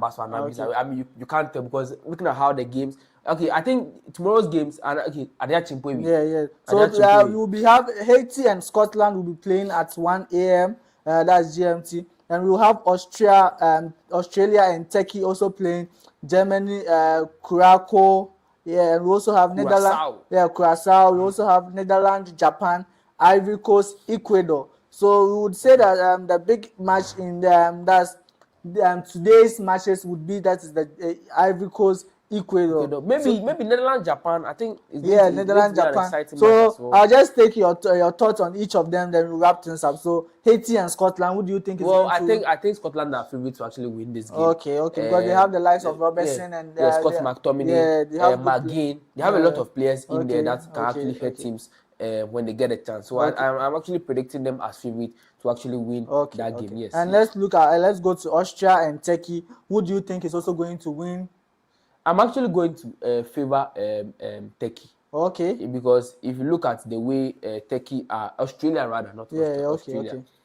If you look at the way Turkey is built right now. They have a lot of young players, a lot of attackers that can actually, the likes of Adagule, the likes of Kenan Yildiz, the likes of Chaniloglu. They have good players that can actually help players. People. Yes. So if you look at the players they have, they can actually help players when they get a chance. Yes. Okay. So I would also predict that is Turkey to win, Scotland to win. So with Scotland, I'll go with a 3-1 win for that is Scotland, and with Turkey, I would go with a 2-0 win for Turkey. So let's come to that is Germany and is it Curacao? So yeah. Curacao. So I think Germany are going to dominate this game. Okay. Yes, but I don't foresee them scoring lots of goals. Okay. Because the Germany we know from the previous years are not the Germany that we know right now. The Germany we know right now can't score lots of goals. Okay. They are actually a door side, get 1 goal and defend. Get 2 goals and defend. Okay. They will get a narrow win, 2-1 win, 3-1 win and defend. But I think Germany is going to win this game. Okay. So I would also go with Germany to win, but they might not win with a lot of margin. It's just going to be some small margin. And also, let's talk about the Netherlands, Japan. Also, what do you think will happen in this match? Well, I think it's going to be end to end. Okay. And I'm actually predicting a draw in this game. Okay. Because if you look at Japan, the way they played in their last World Cup. Okay. And then the kind of players they have right now, the likes of Kubo, they have they have great players in their side. And if you look at, I think their last World Cup, they really disturbed Spain. They really disturbed Spain in the group stage. They actually won. I think they either won against Spain. Yes, they won against Spain in the group stage. And I'm actually tipping them to actually win the Netherlands right now. But Netherlands, the only thing they have right now in their side is their defense. They are the most defensive. I think one of the most defensive teams in the World Cup tournament is Netherlands, because you have the likes of Virgil van Dijk, the likes of Mickey van de Ven, the likes of Van Hecker. They have great defenders. Gerald Hatu. They have great defenders that can actually stop. Producer, you can just drop the fixtures for them to see. Yes, with Netherlands and Japan, you are going with Netherlands, right? I'm going with a draw. You are going with a draw? Yes, I'm going with a draw. I would also go with Netherlands to win. I would go with Netherlands to win. And let's come to that. Where the big match of the let's say the day would be Ivory Coast and Ecuador. Yes. I mean, with the AFCON, like the African in us, because we are Africans, so we can't actually. And Ecuador too are also quite a good side when it comes because to. of who? Oh. Because of who? They are a good side. They have Kenji Paez. Kenji Paez is also he's not a bad player. Because of Caicedo. So you can see that the fixtures that will be played today on the screen. That's the matches that will be played. So it's the last match that we are talking about so far. That's the Ivory Coast Ecuador. So what's your take on the Ivory Coast Ecuador? I think I'm going to go with Ivory Coast to actually win. Okay. They have the likes of Amad Diallo. They have the likes of Jan Diomande, the Leipzig youngster who plays quite well in the Bundesliga. And they have great players, great players. Okay. I mean, if you look at they have Doué. I mean, this is the Doué's brother. Okay. Yes, I mean, I think he also plays in the Ivorian national team. And I think if you look at their team in total, I think they are one of the most complete team that we are going to see in the World Cup. From attack to goalkeeper to everywhere, they actually very complete. And I'm actually tipping them to actually go far. Okay. I would go with Ecuador to win this match by 2-1. So I'll go with Ecuador to win this match by 2-1. Charlie, your last words and let's wrap things up. All right, Charlie, thank you guys for staying with us, Charlie. I mean, it has been an exciting live session. I really enjoyed myself in terms of the comment session and all that. Charlie, also I can say you can't wait for the live session. Yeah. So it's cannot ring it. Okay, live session. So we are always active. Yes, we'll give it to you guys. So tell a friend to tell another friend that Charlie, once you get your predictions right here, you get your money whilst you are on set. So Charlie, tell a friend to tell another friend that Charlie, and you cry out, Charlie, Charlie, you go get them, you bab. So Charlie, stay with us, and Charlie, we are just hoping for an exciting tournament. Okay. Charlie, thank you very much for joining our live session and staying with us up to now. As at now, we have 11 people still on staying live with us, and we are saying we really appreciate you for even starting with us from the beginning to the end, and even those that they joined made. We say thank you very much. And also, we say thank you to Tech Convo TV for joining us and also sharing, that's giving us your thoughts and everything. We also say that is thank you to Fenty, O3, and also David Waterjoe. We say thank you all for sharing your comments with us. We are always going to be active with you during this World Cup, and even after the World Cup, we have lots of things planned for you. This has been another interesting and exciting episode of iSports Live, where the game never sleeps. See you in the next one.